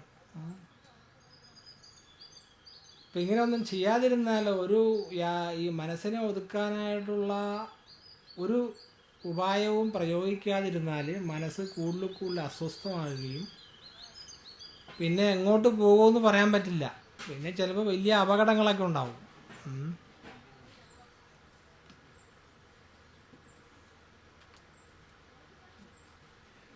അപ്പം നമ്മളിവിടെ പഠിപ്പിക്കുന്ന കാര്യങ്ങൾ ഇപ്പോൾ സംസ്കൃതത്തിലാണ് ഈ ടെക്സ്റ്റ് എഴുതിയിരിക്കുന്നത്. ഭഗവത്ഗീത എഴുതിയിരിക്കുന്നത് ടെക്സ്റ്റ് ബുക്ക്, മോക്ഷശാസ്ത്രത്തിൻ്റെ ടെക്സ്റ്റ് ബുക്ക് എന്ന് പറയുന്നത് എഴുതിയിരിക്കുന്നത് സംസ്കൃതത്തിലാണ്. അപ്പോൾ സംസ്കൃതത്തിൽ എന്തെങ്കിലും പറഞ്ഞാൽ നിങ്ങൾക്ക് മനസ്സിലാവില്ല. A sound without meaning is noise. ഇപ്പം നിങ്ങൾക്ക് അസ്വസ്ഥത ഉണ്ടാക്കുന്ന എന്താണ്? അത് ചില ശബ്ദങ്ങൾ നിങ്ങൾക്ക് ന്യൂസൻസ് ആവുന്നു. സാമ്യം എന്തൊക്കെയോ പറയുന്നുണ്ടോന്നും മനസ്സിലാവുന്നില്ല. അപ്പോൾ അതുകൊണ്ട് ഇത് ഒരു സംസ്കൃതത്തിൽ ഒരു കാര്യം പറഞ്ഞാൽ അത് മലയാളത്തിൽ വിസ്തരിച്ചാൽ മാത്രമേ നിങ്ങൾക്ക് മനസ്സിലാവുകയുള്ളൂ. മനസ്സിലായാൽ മാത്രമേ നിങ്ങളുടെ മനസ്സ് അതിൽ ലയിച്ച് സ്വസ്ഥമായിട്ടിരിക്കാൻ പറ്റൂ. അഭിജിത്തിന് ഒട്ടും അടങ്ങിയിരിക്കാൻ പറ്റുന്നില്ല. ദയവായി പുറകു വലത്ത് പോയിരിക്കുക. അഭിജിത്ത് പുറകിൽ സീറ്റിൽ പോയിരിക്കും, അതിൻ്റെ തൊട്ട് പുറകിലുള്ള സീറ്റിൽ പോയിരിക്കും. അഭിജിത്ത് തൊട്ട് പുറകിലുള്ള സീറ്റിൽ പോയിരിക്കും. നിന്റെ നന്മയ്ക്ക് വേണ്ടിയാണ് പറയുന്നത്. മോൻ കഴിയിട്ടു. അവൻ്റെ നന്മയ്ക്ക് വേണ്ടിയാണ് ഞാൻ പറഞ്ഞത്. അവന് ഒട്ടും ഒതുങ്ങിയിരിക്കാൻ പറ്റത്തില്ല. വലിയ അസ്വസ്ഥതയാണ്. ഇനി അടുത്ത ആൾ. അപ്പം എന്താ പറഞ്ഞുകൊണ്ടിരുന്നത്? A sound without meaning is a noise and it creates nuisance in you. ഒരു ശബ്ദം നിങ്ങൾ കേൾക്കുന്നു. ആ ശബ്ദം ശരിക്കും മനസ്സിലായില്ല എങ്കിൽ നിങ്ങൾക്ക് അസ്വസ്ഥത ഉണ്ടാവും. കാരണം മനസ്സിലാകാത്തൊരു കാര്യം കേൾക്കുമ്പോൾ അതൊരു വിഷപദാർത്ഥം നിങ്ങളുടെ ഉള്ളിലോട്ട് പോയതുപോലെ നിങ്ങൾക്ക് അനുഭവപ്പെടുകയും അത് നിങ്ങൾക്ക് ബുദ്ധിമുട്ടുണ്ടാക്കും, അസ്വസ്ഥത ഉണ്ടാക്കും. അപ്പോൾ അതുകൊണ്ട് നിങ്ങൾക്ക് അസ്വസ്ഥത ഉണ്ടാകാതിരിക്കണമെങ്കിൽ നിങ്ങൾ ഇത് ശ്രദ്ധാപൂർവം കേൾക്കുകയും അത് ശരിക്കും മനസ്സിലാക്കുകയും വേണം. അപ്പോൾ സംസ്കൃതത്തിൽ എഴുതിയ ഒരു കാര്യം നമ്മൾ മലയാളത്തിൽ വിശദീകരിക്കും. പിന്നെ ഇവിടെ പറയുന്ന കാര്യങ്ങൾ നിഗൂഢ തത്വശാസ്ത്രമാണ്. നിഗൂഢ തത്വശാസ്ത്രം എന്ന് പറയുന്നത് പറഞ്ഞുതരാം. ജീവശാസ്ത്രത്തിന് എന്ത് പറയും ശ്രുതി ഇംഗ്ലീഷിൽ? ബയോളജി. ജീവശാസ്ത്രം. ഇനി മരണാനന്തര ഗതി അതേപ്പറ്റിക്ക് പറയുന്നൊരു ശാസ്ത്രമുണ്ട്. നിങ്ങൾ കേട്ട് കാണൂല. കാരണം അത് സാധാരണഗതിയിൽ ആരെങ്കിലും അത് പഠിപ്പിക്കുകയോ ചെയ്യാറില്ല. അതിനെയാണ് എസ്കറ്റോളജി എന്ന് പറയുന്നത്. കേട്ടിട്ടുണ്ടോ? എസ്കറ്റോളജി. ബയോളജി എന്ന് പറയുന്നത് ജീവശാസ്ത്രമാണെങ്കിൽ, ജീവനെ പറ്റി പഠിപ്പിക്കുന്ന ശാസ്ത്രമാണെങ്കിൽ, ജീവൻ്റെ അറ്റത്തിരിക്കുന്നത് മരണാനന്തരഗതി, മരണശാസ്ത്രം. അതിനാണ് എസ്കറ്റോളജി എന്ന് പറയുന്നത്. ഇപ്പോൾ ബയോളജി ക്ലാസ്സിൽ ഇവിടെ ശ്രദ്ധിച്ചിരിക്കും. ബയോളജി ക്ലാസ്സിൽ നിങ്ങൾ പഠിച്ചിട്ടുണ്ടാവും. ഇപ്പോൾ ഒരു പലകയിൽ ഒരു തവളയെ പിടിച്ച് ഇങ്ങനെ മുട്ടുസൂചിയൊക്കെ അടിച്ച് ഇവിടെ കെട്ടി, എന്നിട്ട് ഒരു ബ്ലേഡ് കൊണ്ട് കീറി, എന്നിട്ട് അതിൻ്റെ ഉള്ളിൽ ഹാർട്ട് കാണിച്ച്, അതിന് കരൾ കാണിച്ച്, കുടൽ കാണിച്ച്, ഇങ്ങനെയൊക്കെ നിങ്ങൾ പഠിച്ചു കാണും. പക്ഷേ ഇവിടെ ശ്രദ്ധിച്ചിരിക്കും, മരണാനന്തരം എന്ന് പറയുമ്പോൾ, മരണാനന്തര ഗതി എന്നൊക്കെ പറയുമ്പോൾ ഈ തവളയെ കീറി മുറിച്ച് പഠിപ്പിക്കുന്നത് പോലെ പഠിപ്പിക്കാൻ പറ്റൂല. പിന്നെ ഇത് പഠിപ്പിക്കുന്ന ആള്, ഇപ്പോൾ അദ്വൈതാനന്ദ സ്വാമി ഈ വിഷയം പഠിപ്പിക്കുന്ന ആൾക്ക് നേരിട്ട് അനുഭവം ഉണ്ടോ? നേരിട്ട് അനുഭവമില്ല. കാരണം ഇവിടെ ശ്രദ്ധിച്ചിരി, കാരണം മരിച്ചതിന് ശേഷം തിരിച്ചു വന്നിട്ട് ഇരിക്കുന്ന ആളല്ല ഈ ഇത് പഠിപ്പിക്കുന്നത്. അപ്പോൾ മരണാനന്തര ഗതി എന്താണ്, എസ്കറ്റോളജി എന്താണെന്ന് ചോദിച്ചാൽ അത് ശബ്ദപ്രമാണങ്ങൾ വെച്ച് മാത്രമേ നമുക്കതിനെപ്പറ്റി പഠിക്കാനും പഠിപ്പിക്കാനും പറ്റുകയുള്ളൂ. സുരാഗേ, നീ ഇവിടെ ശ്രദ്ധിച്ചിരിയടാ, നിനക്ക് അസ്വസ്ഥ അനുഭവപ്പെടുന്നുണ്ടോ? അത് പിന്നെന്താ കുഴപ്പം? അസ്വസ്ഥത അനുഭവപ്പെടുന്നു പറഞ്ഞാൽ അതിൻ്റെ അർത്ഥം നിങ്ങൾക്ക് എന്തോ കുഴപ്പമുണ്ടെന്നാണ്. കുഴപ്പത്തിൻ്റെ കാരണം എന്താണെന്ന് അന്വേഷിച്ചാൽ അത് പല കാരണങ്ങളുണ്ട്. നിങ്ങൾ കഴിക്കുന്ന ആഹാരം ഒക്കെയാണ് നിങ്ങൾക്ക് ബുദ്ധിമുട്ടുണ്ടാകുന്നത്.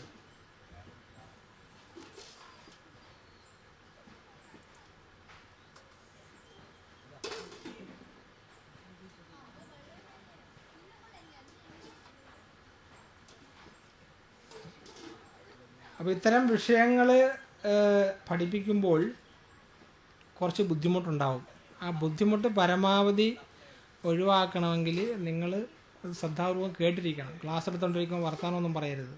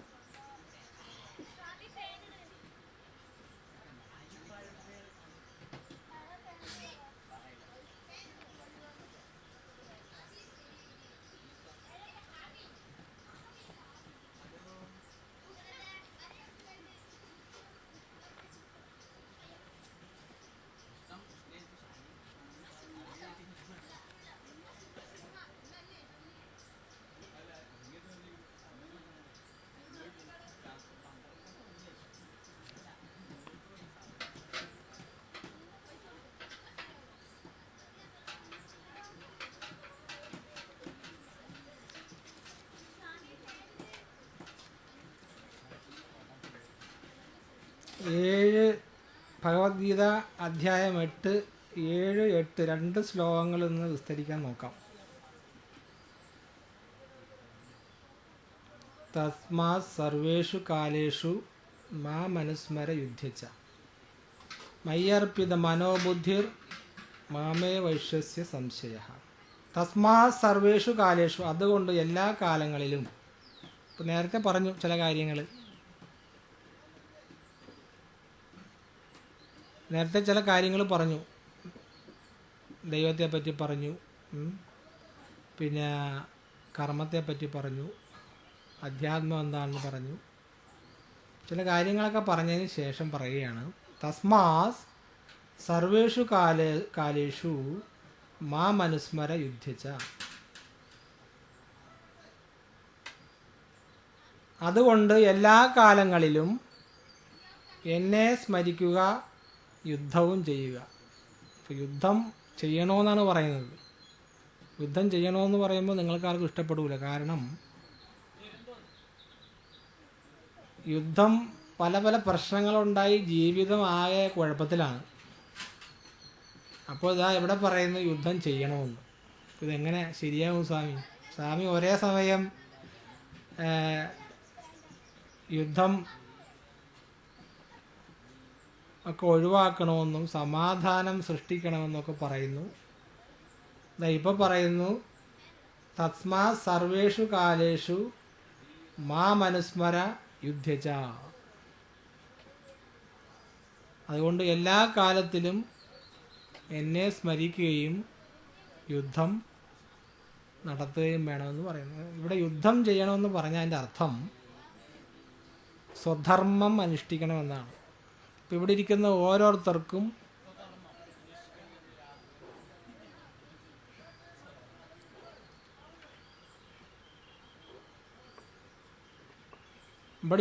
ഓരോരുത്തർക്കും ഒരു സ്വധർമ്മമുണ്ട്.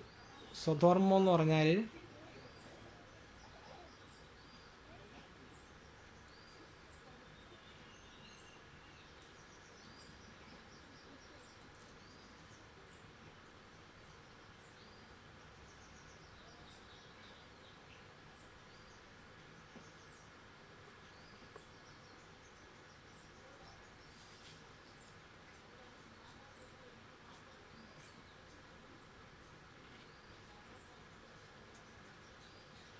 ഈ ക്ലാസ് തുടരണമെങ്കിൽ പ്രതിൽ എന്ന് പറഞ്ഞാൽ ആ പുറയിൽ പോയിരിക്കണം. ഈ ക്ലാസ് തുടരണോ വേണ്ടയോ? വേണ്ട. വേണമെങ്കിൽ പ്രതിൽ എന്ന് പറഞ്ഞാൽ പുറയിൽ പോയിരിക്കണം. പ്രതിൽ എന്ന് പറഞ്ഞാൽ പുറയിൽ പോയിരിക്കണം. പ്രതിൽ എന്ന് പറഞ്ഞാൽ പുറയിൽ പോയിരിക്കണം.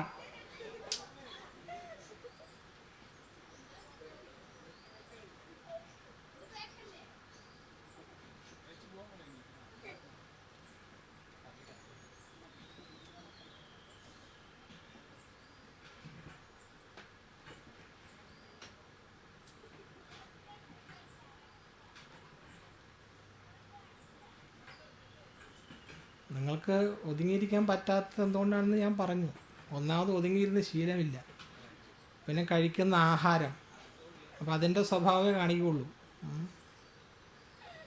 അപ്പം അതൊക്കെ അത് തന്നെ. അപ്പോൾ അങ്ങനെയുള്ള ആളുകളാണ് മുന്നിലിരിക്കുന്നത്. അപ്പോൾ അവർ ഇത്തരം കാര്യങ്ങൾ കേൾക്കാൻ യോഗ്യതയുള്ളവരാണോ എന്ന് ചോദിച്ചു കഴിഞ്ഞാൽ അത് കേൾക്കാൻ കുറച്ച് ബുദ്ധിമുട്ടാണ് നിങ്ങൾക്ക്. അതറിയാം, അത് നിങ്ങൾക്കും അറിയാം, എനിക്കും അറിയാം. പിന്നെ നിങ്ങൾക്കിത് കേൾക്കണമെന്ന് കുറച്ച് താല്പര്യം ഉണ്ടെങ്കിൽ ഇത് കേട്ടിരിക്കുക. കേട്ടിരുന്നാൽ നിങ്ങൾക്ക് സദ്ഗതി ഉണ്ടാവും. അല്ലെങ്കിൽ നിങ്ങൾ എന്ത് സംഭവിക്കും? സദ്ഗതിയുടെ നേരെ എതിരാണ് ദുർഗതി. ഇന്നലെ പറഞ്ഞില്ലേ ഒരാളെ വാഹനത്തിൽ നിന്ന് ചവിട്ടി ഇറങ്ങിയത്. അതുപോലെയുള്ള ജീവിത അനുഭവം നിങ്ങൾക്ക് പലർക്കും അത് ഉണ്ടാകാൻ സാധ്യതയുണ്ട്. മനസ്സിലായോ? അപ്പോൾ സദ്ഗതി വേണമെങ്കിൽ ഇതൊക്കെ കേട്ടിരിക്കുക. അല്ലെങ്കിൽ അതിൻ്റെ എതിരായിട്ടുള്ള ദുർഗതി ഉണ്ടാകാനാണ് സാധ്യത. തസ്മാ സർവേഷു കാലേഷു മാ മനുസ്മര യുദ്ധച്ച. ഇവിടെ യുദ്ധം ചെയ്യണം എന്ന് പറയുമ്പോൾ അതിൻ്റെ അർത്ഥം ഉടനെ ഇപ്പോൾ നിങ്ങളോട് പറയുമ്പോൾ നിങ്ങൾ യുദ്ധം ചെയ്യണമെന്ന് പറഞ്ഞാൽ നിങ്ങൾ ഉടനെ തോക്കെടുത്ത് വെടിവെക്കണമെന്നാണോ എൻ്റെ അർത്ഥം? അല്ല. നിങ്ങളുടെ ഉള്ളിൽ ഒരു സ്വധർമ്മമുണ്ട്, അതായത് സെൽഫ് നേച്ചർ, നിങ്ങളുടെ ഒരു സ്വഭാവം. അത് നിങ്ങളുടെ അച്ഛനിലൂടെയും അമ്മയിലൂടെയും ഒഴുകി വന്ന സംസ്കാരം, പിന്നെ നിങ്ങൾ വിദ്യാഭ്യാസത്തിലൂടെ നേടുന്ന സംസ്കാരം. ആ സംസ്കാരം അനുസരിച്ച് നിങ്ങൾ എന്തെങ്കിലും ഒരു തൊഴിൽ ചെയ്യാനിവിടെ നിർബന്ധിതരാകും. ഒന്നില്ലെങ്കിൽ അധ്യാപകൻ്റെ ജോലി, അല്ലെങ്കിൽ ഒരു ബാർബറുടെ ജോലി, അല്ലെങ്കിൽ ഒരു കൂലിപ്പണിക്കാരൻ്റെ ജോലി, വിറക് വെട്ടുകാരൻ്റെ ജോലി, അല്ലെങ്കിൽ ചിലർ പട്ടാളത്തിൽ ചേരും, പട്ടാളക്കാരൻ്റെ ജോലി. അപ്പോൾ നിങ്ങളുടെ സ്വധർമ്മം അനുസരിച്ച് നിങ്ങൾ ഒരു തൊഴിലിൽ വ്യാപരിക്കാൻ തീർച്ചയായും നിർബന്ധിതരാകും. അങ്ങനെ സ്വധർമ്മം നിങ്ങൾക്ക് നിർവഹിക്കാൻ പറ്റുന്നില്ല എങ്കിൽ പിന്നെ നിങ്ങൾ മെൻ്റൽ ഹോസ്പിറ്റലിലെ സ്ഥിരം ആളായിട്ട് അവിടെ കിടക്കും. ആ ആൾക്ക് ഒന്നും ചെയ്യാൻ പറ്റുന്നില്ല, അതായത് ശരീരവും മനസ്സൊക്കെ തളർന്നുപോയി. അപ്പം അങ്ങനെയുള്ളവരെ മെൻ്റൽ ഹോസ്പിറ്റലിൽ കൊണ്ടുപോയിടും. അവരവിടെ അങ്ങനെ മരുന്നെല്ലാം കഴിച്ച് അവിടെ കിടക്കും. ആ യജ്ഞശാലയിലേക്ക് വരുന്നവർ പുറകിലിരുന്നോളണം. പുറകിൽ അവിടെ അകന്നിരുന്നോളണം. അകന്നിരിക്കണേ, അടുത്തിരിക്കരുത്. അവിടെ ഇരിക്കണം. അവിടെ അവരോട് മിണ്ടരുത്. അവരോടൊന്നും ചോദിക്കുകയോ പറയുകയോ ചെയ്യരുത്. അവർ വലിയ ശല്യം ഉണ്ടാക്കുന്നവരാണ്. ഇപ്പോൾ വന്ന 2 കുട്ടികൾ, ഒന്ന് അൻസാർ, പിന്നെ വേറെന്താണ്, നൗഫൽ. അവർ മദ്രസയിലൊക്കെ പോയിട്ട് ഇത് ഖുറാൻ ഒക്കെ പഠിച്ച് അതൊക്കെ പഠിച്ച് നല്ല കുട്ടപ്പന്മാരായിട്ട് ഇപ്പോൾ വന്നിരിക്കുകയാണ്. എന്നിട്ട് ഭഗവത്ഗീത പഠിക്കാൻ വന്നിരിക്കുകയാണ്. എന്നിട്ട് എല്ലാവിധ ശല്യവും ഉണ്ടാക്കും. അവിടെ ഇരുന്ന് അനങ്ങാതിരുന്നോളണം.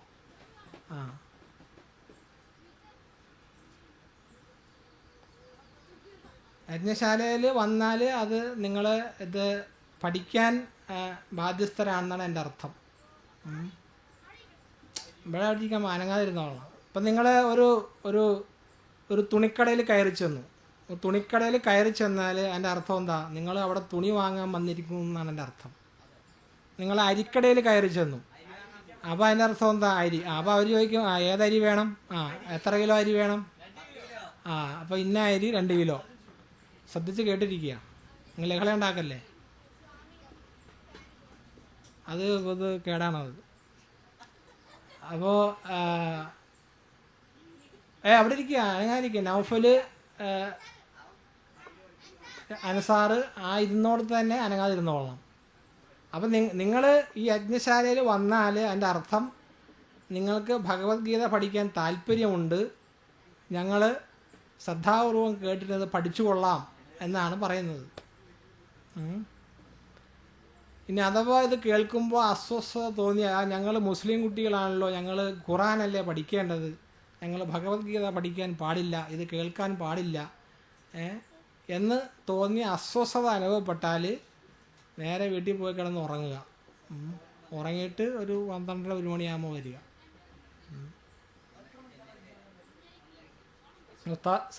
തസ്മാ സർവേഷു കാലേഷു മാം അനുസ്മര യുദ്ധ്യച്ച. അപ്പോൾ യുദ്ധം ചെയ്യണമെന്ന് പറഞ്ഞാൽ ഉടനെ എൻ്റെ അർത്ഥം തോക്കെടുത്ത് വെടിവെക്കണമെന്നല്ല. പക്ഷെ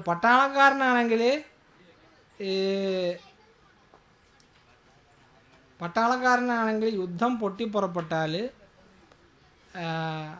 ഭരണാധികാരികൾ ഓർഡർ ഇട്ടാൽ മാത്രമേ യുദ്ധം ചെയ്യാവൂ. അല്ലാതെ തോക്ക് കയ്യിലുണ്ടെന്നും പറഞ്ഞുകൊണ്ട് വെടിവെക്കാൻ പാടില്ല. അത് മുകളിൽ നിന്ന് ഓർഡർ വരണം. മനസ്സിലായില്ലേ? ഇപ്പോൾ ഇന്ത്യയെ സംബന്ധിച്ച്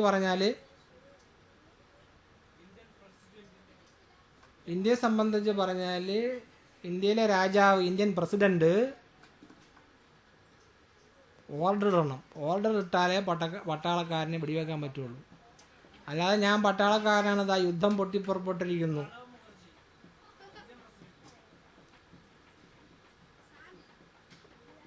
ഞാൻ പട്ടാളക്കാരനാണ്, എൻ്റെ സ്വധർമ്മം യുദ്ധം ചെയ്യുക എന്നതാണ്, അതുകൊണ്ട് അവിടെ ആക്രമണം നടക്കുന്നുണ്ട്, വെടിവെക്കണം, അങ്ങനെ പറ്റില്ല.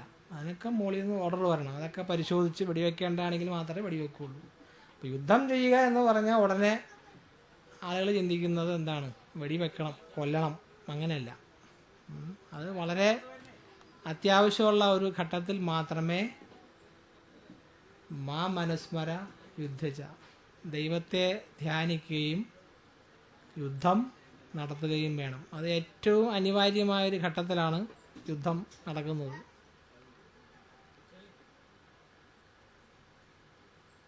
മയ്യർപ്പിത മനോബുദ്ധിർ മാമേ വൈശ്യസ്യ അസംശയ. എന്നിൽ അർപ്പിത മനസ്സോടും ബുദ്ധിയോടും കൂടി എന്നെ തന്നെ പ്രാപിക്കും, സംശയമില്ല. അതുകൊണ്ട് എല്ലാ കാലത്തും എന്നെ സ്മരിക്കുക, യുദ്ധവും ചെയ്യുക. നീ എന്നിൽ അർപ്പിക്കപ്പെട്ട മനസ്സും ബുദ്ധിയുമുള്ളവനായി നീ എന്നെ തന്നെ പ്രാപിക്കും, സംശയം വേണ്ട. ഇവിടെ യുദ്ധം ചെയ്യുക എന്ന് പറഞ്ഞാൽ സ്വധർമ്മം അനുഷ്ഠിക്കുക എന്ന അർത്ഥത്തിലാണ്.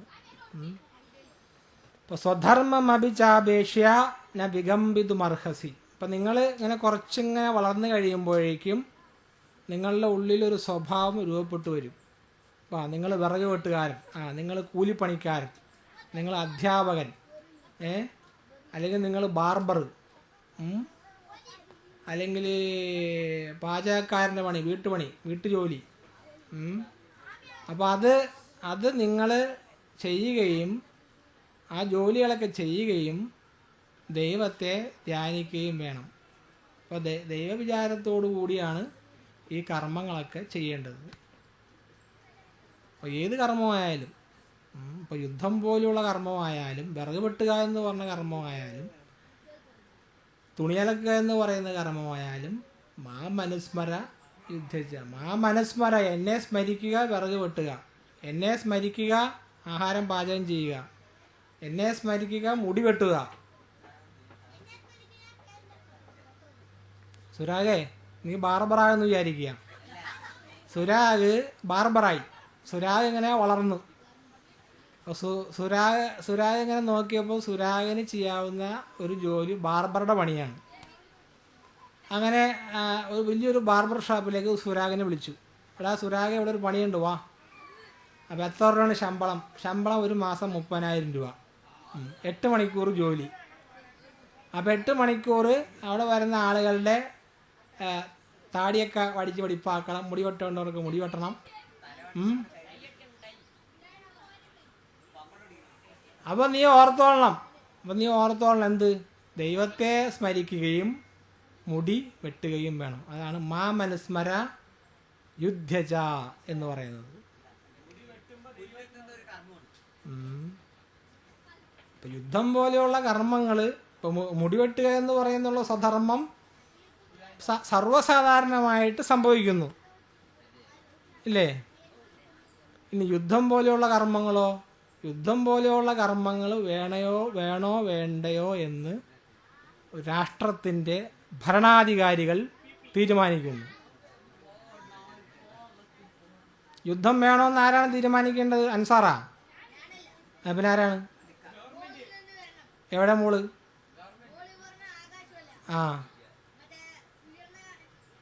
പട്ടാള മേധാവി, commandos, military commandos. Military action വേണോ വേണ്ടേന്ന് മിലിറ്ററി കമാൻഡർമാർ തീരുമാനിക്കണം, ഇല്ലേ? ഒരു രാഷ്ട്രത്തിന്റെ പരമാധികാരത്തെ ഇവിടെ ശ്രദ്ധിച്ചിരി സുരാഗെ, ഇവിടെ കേട്ടോളാം. ഒരു രാഷ്ട്രത്തിന്റെ പരമാധികാരത്തെ ചോദ്യം ചെയ്തുകൊണ്ടാണ് ഈ നമ്മുടെ ഉസാമ ബിൻ ലാദനെ പിടിക്കാൻ പോയത്. ഉസാമ ബിൻ ലാദൻ ഇവിടെ പാകിസ്ഥാനിലെ അബറ്റോബാഡ് എന്ന് പറഞ്ഞൊരു സ്ഥലത്ത് താമസിച്ചിരുന്നു. അപ്പോൾ ഈ പാകിസ്ഥാൻ എന്ന് പറയുന്ന രാഷ്ട്രത്തിൻ്റെ പരമാധികാരത്തെ തകർത്തുകൊണ്ട്, ചോദ്യം ചെയ്തുകൊണ്ട് അമേരിക്കൻ പട്ടാളം അവിടെ എത്തി. സുരാഗ, നീ കേട്ടിരിക്കടാ. അത് എന്താണ് സംഭവിച്ചത്?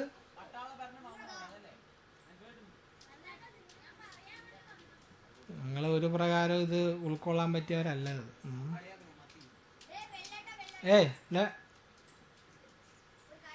എന്താ പറഞ്ഞത് ഇപ്പോൾ? അതിവിടെ പറയണ്ട. ഈ ക്ലാസ് ശ്രദ്ധിച്ചിരിക്കാൻ പറ്റുമോ? അല്ലെങ്കിൽ നിങ്ങൾ വീട്ടിൽ പോകണം.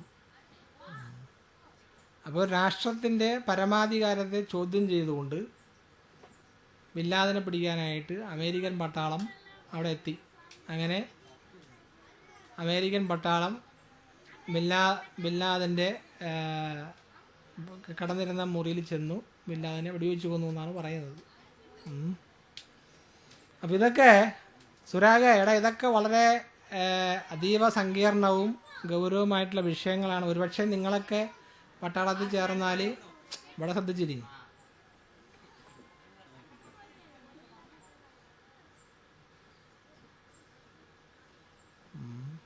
ഇത് തെറ്റുപറ്റിയത് എനിക്കാണ്. എന്താണെന്നറിയാമോ? യേശു ക്രിസ്തു പറയുന്നത് പവിഴമുത്തുകൾ പന്നികൾക്ക് എറിഞ്ഞു കൊടുക്കരുത്. യേശു ക്രിസ്തു പറയുന്നത് പവിഴമുത്തുകൾ പന്നികൾക്ക് എറിഞ്ഞു കൊടുക്കരുത്, അവ അതിനെ കടിച്ചു പൊട്ടിക്കുകയും നിലത്തിട്ട് ചവിട്ടുകയും ചെയ്യും. ഇത്തരം കാര്യങ്ങൾ നിങ്ങളെപ്പോലുള്ളവർക്ക് പറഞ്ഞു കൊടുക്കരുതെന്നാണ് പറഞ്ഞിരിക്കുന്നത്. നിങ്ങൾക്കത് ഉൾക്കൊള്ളാൻ പറ്റില്ല എന്ന് മാത്രമല്ല, നിങ്ങൾക്ക് അസ്വസ്ഥത കൂടും. യേശുക്രിസ്തു എന്താണ് പറഞ്ഞത്? പവിഴമുത്തുകൾ പന്നികൾക്ക് എറിഞ്ഞു കൊടുക്കരുത്, അവ അതിനെ നിലത്തിട്ട് ചവിട്ടുകയും കടിച്ചു പൊട്ടിക്കുകയും ചെയ്യും. അങ്ങനെ പവിഴമുത്ത് എന്താണെന്ന് പന്നികൾക്ക് അറിഞ്ഞുകൂടാ. അപ്പം നിങ്ങൾ പന്നികളാണെന്നല്ല പറയുന്നത്, നിങ്ങളൊക്കെ നല്ല കുട്ടികളാണ്. പക്ഷെ ഒരിച്ചിരി മാനസിക അസ്വസ്ഥതയുണ്ട് പലർക്കും. 5 മിനിറ്റ് പോലും ഒന്ന് സ്വസ്ഥമായിട്ട് ഇരിക്കാൻ പറ്റുന്നില്ല.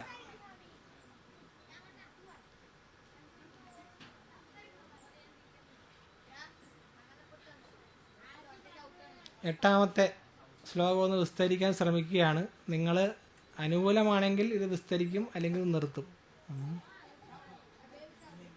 അഭ്യാസയോഗയുക്തേന ചേതസാ നാന്യഗാമിനാ പരമം പുരുഷം ദിവ്യം യാതി പാർത്ഥാനുചിന്തയൻ. പാർത്ഥ എന്ന് പറഞ്ഞാൽ അല്ലയോ അൻസാറേ എന്നാണ് എൻ്റെ അർത്ഥം. അല്ലെങ്കിൽ അല്ലയോ സുരാഗേ, അല്ലയോ ശ്രീകുട്ടി, അല്ലെങ്കിൽ വേറെ രീതിയിൽ പറഞ്ഞാൽ ഇവിടെ ഇരിക്കുന്ന ഓരോരുത്തരും, അല്ലയോ ശ്രുതി. അഭ്യാസയോഗയുക്തേന പരിശീലനത്താൽ ആർജിച്ച ഏകാഗ്രതയോടെ നാന്യഗാമിന ചേതസ മറ്റു വിഷയങ്ങളിലേക്ക് പോകാത്ത മനസ്സുകൊണ്ട് അനുചിന്തയൻ നിരന്തരമായി ധ്യാനിക്കുന്നവൻ ദിവ്യം പരമം പുരുഷം യാതി പ്രകാശസ്വരൂപനായ പരമപുരുഷനെ പ്രാപിക്കുന്നു. അൻസാറെ നീ അറ്റത്ത് പോയിരി, പുറകിൽ പോരി. അൻസാറെ അവിടെ പോയിരിക്കും. അൻസാറെ ഏറ്റവും പുറകിൽ പോയിരിക്കും. നീ ഏറ്റവും പുറകിൽ പോയിരിക്കും. എടാ കൊച്ചിറക്ക ഒരിടത്തിരിക്കും, കറങ്ങി നടക്കാതെ. അപ്പം എന്താ പറഞ്ഞത്? അനുചിന്തയൻ നിരന്തരമായി ധ്യാനിക്കുന്നവൻ. ഇവിടെ ഇരിക്കുന്ന ഓരോരുത്തരും നിങ്ങൾ മനസ്സിൻ്റെ ഏകാഗ്രതയോടുകൂടി ദൈവത്തെ ധ്യാനിക്കുകയാണെങ്കിൽ ദിവ്യം പരമം പുരുഷം യാതി പ്രകാശസ്വരൂപനായ പരമപുരുഷനെ പ്രാപിക്കുന്നു. ഒരു നടന്ന സംഭവം പറയാം, നിങ്ങൾക്ക് ചിന്തിക്കാനുള്ളൊരു വിഷയമാണ്. ഓരോരുത്തർ ഒതുങ്ങിയിരിക്കും. ഒരു നടന്ന സംഭവം പറയാം. ഞാനിങ്ങനെ ഒരു സ്ഥലത്ത് ഒരു ആശ്രമത്തിൽ ഇങ്ങനെ ഇരിക്കുകയാണ്. അപ്പോൾ അതൊരു ചെറിയൊരു കുന്നിൻ്റെ മുകളിലാണ് ആശ്രമം. ഞാൻ അവിടെ ഇങ്ങനെ ഇരിക്കുകയാണ്. അപ്പോൾ ആ കുന്നിൻ്റെ താഴെ കുറച്ച് അപ്പുറത്ത് ഒരു ചെറിയ സ്കൂളുണ്ട്. ആ ചെറിയ സ്കൂളിലെ കുറച്ച് കുട്ടികളെയും കൂട്ടിയിട്ട് ആ സ്കൂളിലെ 2 ടീച്ചർമാർ ഈ ആശ്രമത്തിലേക്ക് വന്നു. അപ്പോൾ അവർ പറഞ്ഞത്, സ്വാമിജി ഈ കുട്ടികൾക്ക് കുറച്ച് ദൈവികമായ കാര്യങ്ങൾ പറഞ്ഞു കൊടുക്കണം. ശരി. അപ്പോൾ കുറച്ച് കുട്ടികളുണ്ട്. ഞാനിങ്ങനെ ഇരുന്നു, അവരോട് വരാൻ പറഞ്ഞിരുന്നു. പായൊക്കെ വിരിച്ചു ഇരുന്നു. ആ ടീച്ചർ അവിടെ ഇരുന്നു, കുട്ടികളൊക്കെ ഇവിടെ ഇങ്ങനെ ഇരുന്നു. ഞാൻ കുട്ടികളോടൊരു ചോദ്യം ചോദിച്ചു. പ്രതില് പുറകിൽ പോയിരിക്കണം.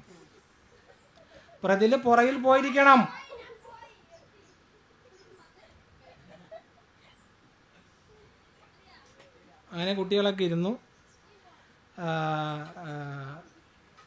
അപ്പോൾ ടീച്ചർ പറഞ്ഞത് ഈ കുട്ടികൾക്ക് ദൈവികമായിട്ടുള്ള കാര്യങ്ങൾ പറഞ്ഞു കൊടുക്കണം. ശരി, പറഞ്ഞു കൊടുക്കാമെന്ന് പറഞ്ഞു. കുട്ടികളൊക്കെ ഇങ്ങനെ ഇരിക്കുകയാണ്, ഇതുപോലെയൊക്കെ തന്നെ ഇങ്ങനെ ഇരിക്കുകയാണ്. കുട്ടികളൊരു ചോദ്യം ചോദിച്ചു. ഞാൻ ചോദിച്ചു, നിങ്ങൾ ദൈവത്തെ കണ്ടിട്ടുണ്ടോ?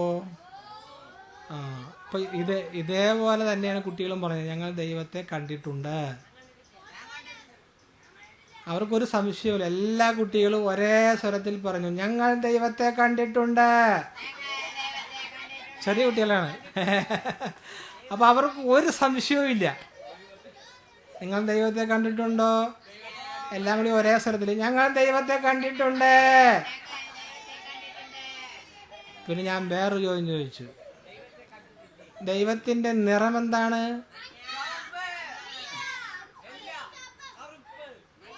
അല്ല അതിനു മുമ്പ് ഒരു മിനിറ്റ് അതിനു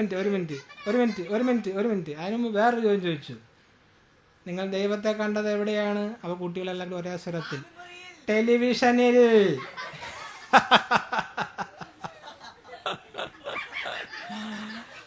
നിങ്ങൾ ദൈവത്തെ കണ്ടത് എവിടെയാണ്? ഒരേ സ്വരത്തിൽ ടെലിവിഷനിൽ. അപ്പോൾ വളരെ രസകരമായിട്ട് തോന്നി. പിന്നെ ഒരു ചോദ്യം കൂടി ചോദിച്ചു, ദൈവത്തിൻ്റെ നിറം എന്താണ്? അപ്പം ഇവർ പരസ്പരം നോക്കാൻ തുടങ്ങി. നോക്കിയിട്ട് പറഞ്ഞ് പച്ച, നീല, ചുവപ്പ്, വെള്ളി. പിന്നെ അവർ തമ്മിൽ തർക്കമായി.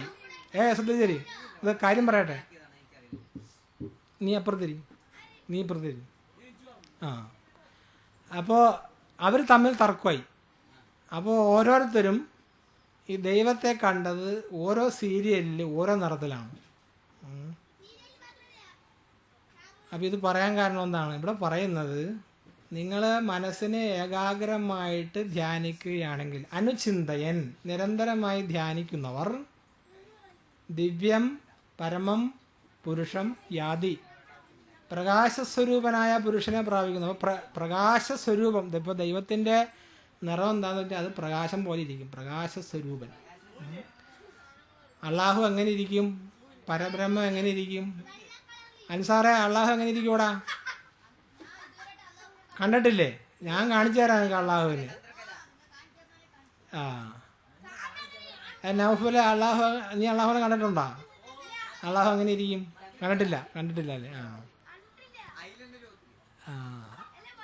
അതാണ് നിങ്ങൾ ഈ പറഞ്ഞതുപോലെയൊക്കെ ധ്യാനിക്കുകയാണെങ്കിൽ, അഭ്യാസയോഗയുക്തേന, പരിശീലനത്താൽ ആർജിച്ച ഏകാഗ്രതയോടെ, അന്യഗാമിന ചേതസ, മറ്റ് വിഷയങ്ങളിലേക്ക് പോകാത്ത മനസ്സുകൊണ്ട്, അനുചിന്തയൻ,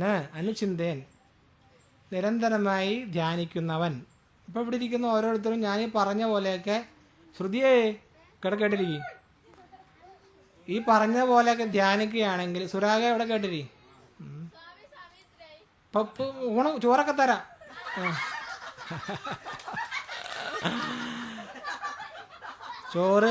ചോറ്, സാമ്പാർ, 2 ഐറ്റം കറി, അതൊക്കെ തരാം. അനുചിന്തയൻ ദിവ്യം പരമം പുരുഷം യാതി, പ്രകാശസ്വരൂപനായ പരമപുരുഷനെ പ്രാപിക്കുന്നു. കുറച്ച് ശ്രദ്ധിച്ച് കേൾക്കുക. ഇപ്പോൾ നിങ്ങളെല്ലാവരും ഇങ്ങനെ ഇവിടെ ശ്രദ്ധിച്ചിരി, ഇവിടെ ശ്രദ്ധിച്ചിരി. അതൊന്നും ഒക്കെ താഴെയിട്, കടലാസൊക്കെ താഴെയിട്, കടലാസ് താഴെയിട്.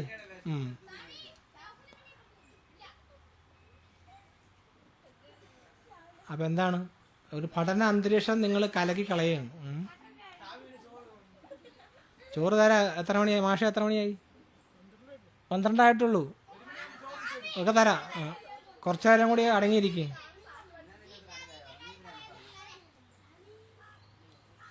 അപ്പോൾ നമ്മൾ പറയുന്നത് പോലെയൊക്കെ നിങ്ങൾ ധ്യാനിക്കുകയാണെങ്കിൽ, ഇതെന്താണ് നിങ്ങൾ കടലാസ് എറിയുന്നത്? ആരാണ് കടലാസ് എറിയുന്നത്? നിങ്ങൾ പരസ്പരം കടലാസ് ഇനി എറിയണ്ട. അത് എറിഞ്ഞവരെ അങ്ങോട്ടും ഇങ്ങോട്ടും ബുദ്ധിമുട്ടുണ്ടാക്കണ്ട. നിങ്ങൾ ബോധപൂർവം ഒരു പഠന അന്തരീക്ഷം സൃഷ്ടിക്കുക. അല്ലെങ്കിൽ നിങ്ങൾക്കിത് ഒന്നും മനസ്സിലാകില്ല എന്ന് മാത്രമല്ല, നിങ്ങൾക്ക് ഈ അസ്വസ്ഥത കൂടും.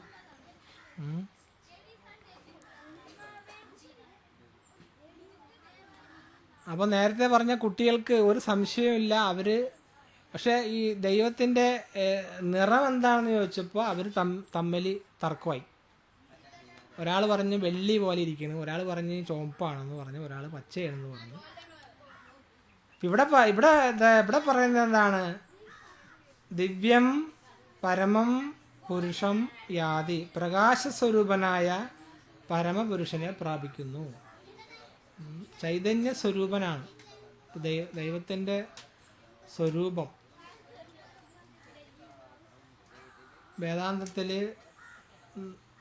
വേദാന്തത്തിൽ 4 മഹാവാക്യങ്ങളുണ്ട്. ബുജിത്തിലാലേ, വേദാന്തത്തിലെ 4 മഹാവാക്യങ്ങൾ ഏതൊക്കെയാണ്? അല്ല, മഹാവാക്യങ്ങൾ പറഞ്ഞുതരാം. അഹം ബ്രഹ്മാസ്മി, തത്വമസി, പ്രജ്ഞാനം ബ്രഹ്മ, അയമാത്മാ ബ്രഹ്മ. അതിൽ മഹാവാക്യങ്ങൾ, അതായത് ദ ഗ്രേറ്റ് സെൻറ്റൻസസ്, അതായത് അതീവ പ്രസക്തമായിട്ടുള്ള വാക്യങ്ങൾ. അതൊന്ന് അഹം ബ്രഹ്മാസ്മി, തത്വമസി, പ്രജ്ഞാനം ബ്രഹ്മ, അയമാത്മാ ബ്രഹ്മ. പ്രജ്ഞാനം ബ്രഹ്മ എന്ന് പറയുമ്പോൾ ഈ ദൈവം എങ്ങനെ ഇരിക്കുന്നു എന്ന് പറയുകയാണ്. പ്രജ്ഞ അത് ബോധസ്വരൂപം ചൈതന്യ സ്വരൂപത്തോട് കൂടിയതാകുന്നു. അപ്പം അങ്ങനെയുള്ള ചൈതന്യ സ്വരൂപത്തോടു കൂടിയ സ്വരൂപനായ പരമപുരുഷനെ പ്രാപിക്കുന്നു, തിരിച്ചറിയുന്നു, അനുഭവിക്കുന്നു എന്നൊക്കെയാണ് എൻ്റെ അർത്ഥം.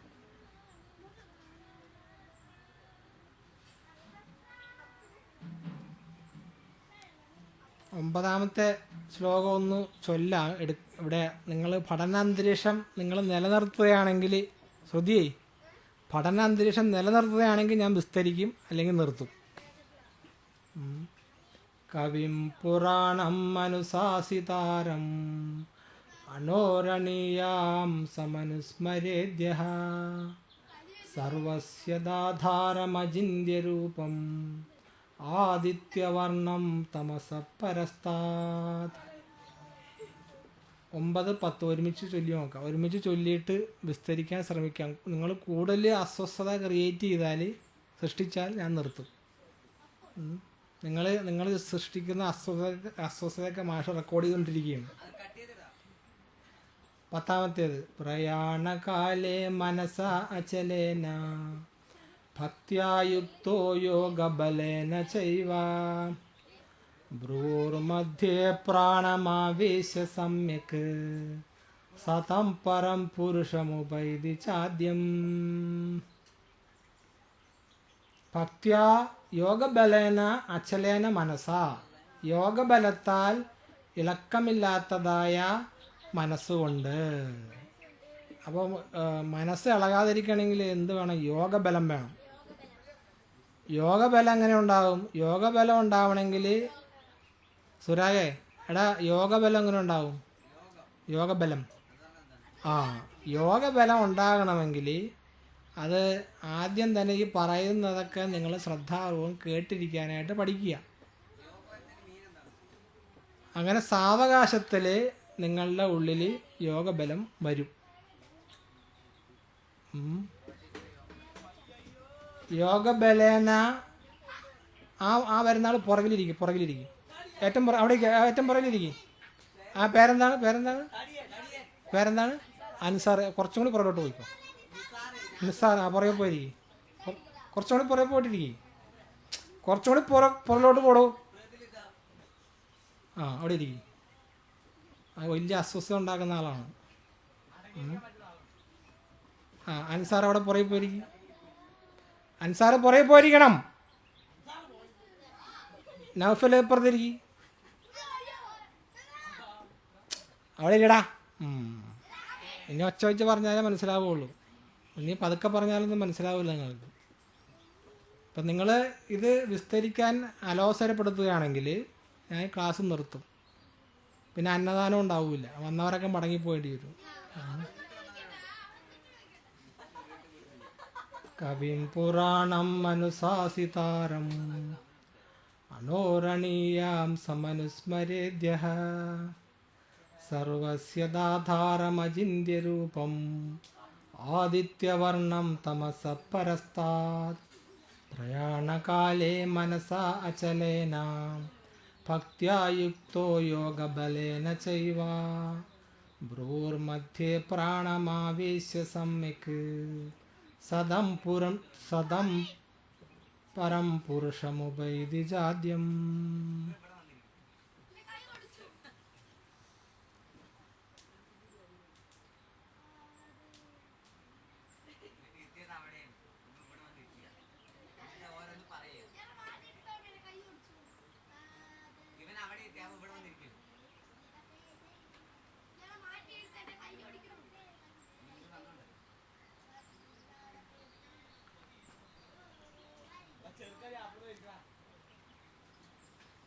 മണി ശ്രുതി പോയിട്ട് മണിയോട് ഇങ്ങോട്ട് വരാൻ പറഞ്ഞു. മണിയോട്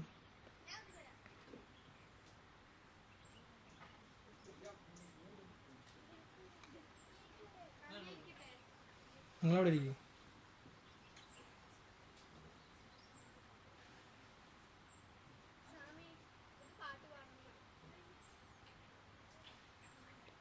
മണിയാശാന് അവിടെ പ്രത്യേകിച്ച് ജോലി വല്ലതും ഉണ്ടോ?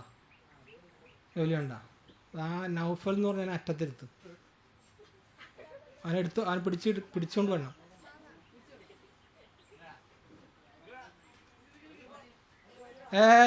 നീ നിന്നോടല്ല പറഞ്ഞത്.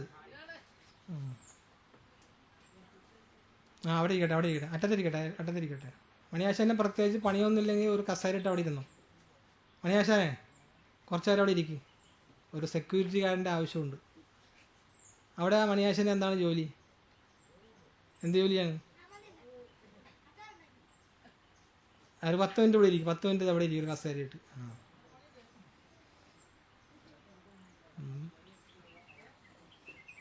ഈ ക്ലാസ് മുന്നോട്ട് കൊണ്ടുപോകുന്നതിന് വലിയ തടസ്സങ്ങൾ നിങ്ങൾ സൃഷ്ടിക്കുകയാണ്. ഒന്നും നിങ്ങൾ അറിയുന്നില്ല. നിങ്ങളിങ്ങനെ അറിയാതെ ഇങ്ങനെ അസ്വസ്ഥരായിക്കൊണ്ടിരിക്കുകയാണ്.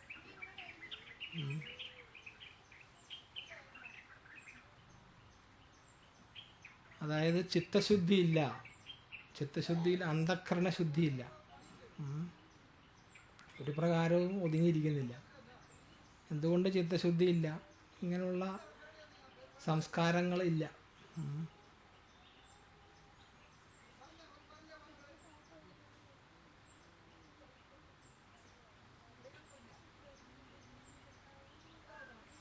വിജിത്ലാല് കസേരയിട്ട് പുറകിലിരിക്കുക.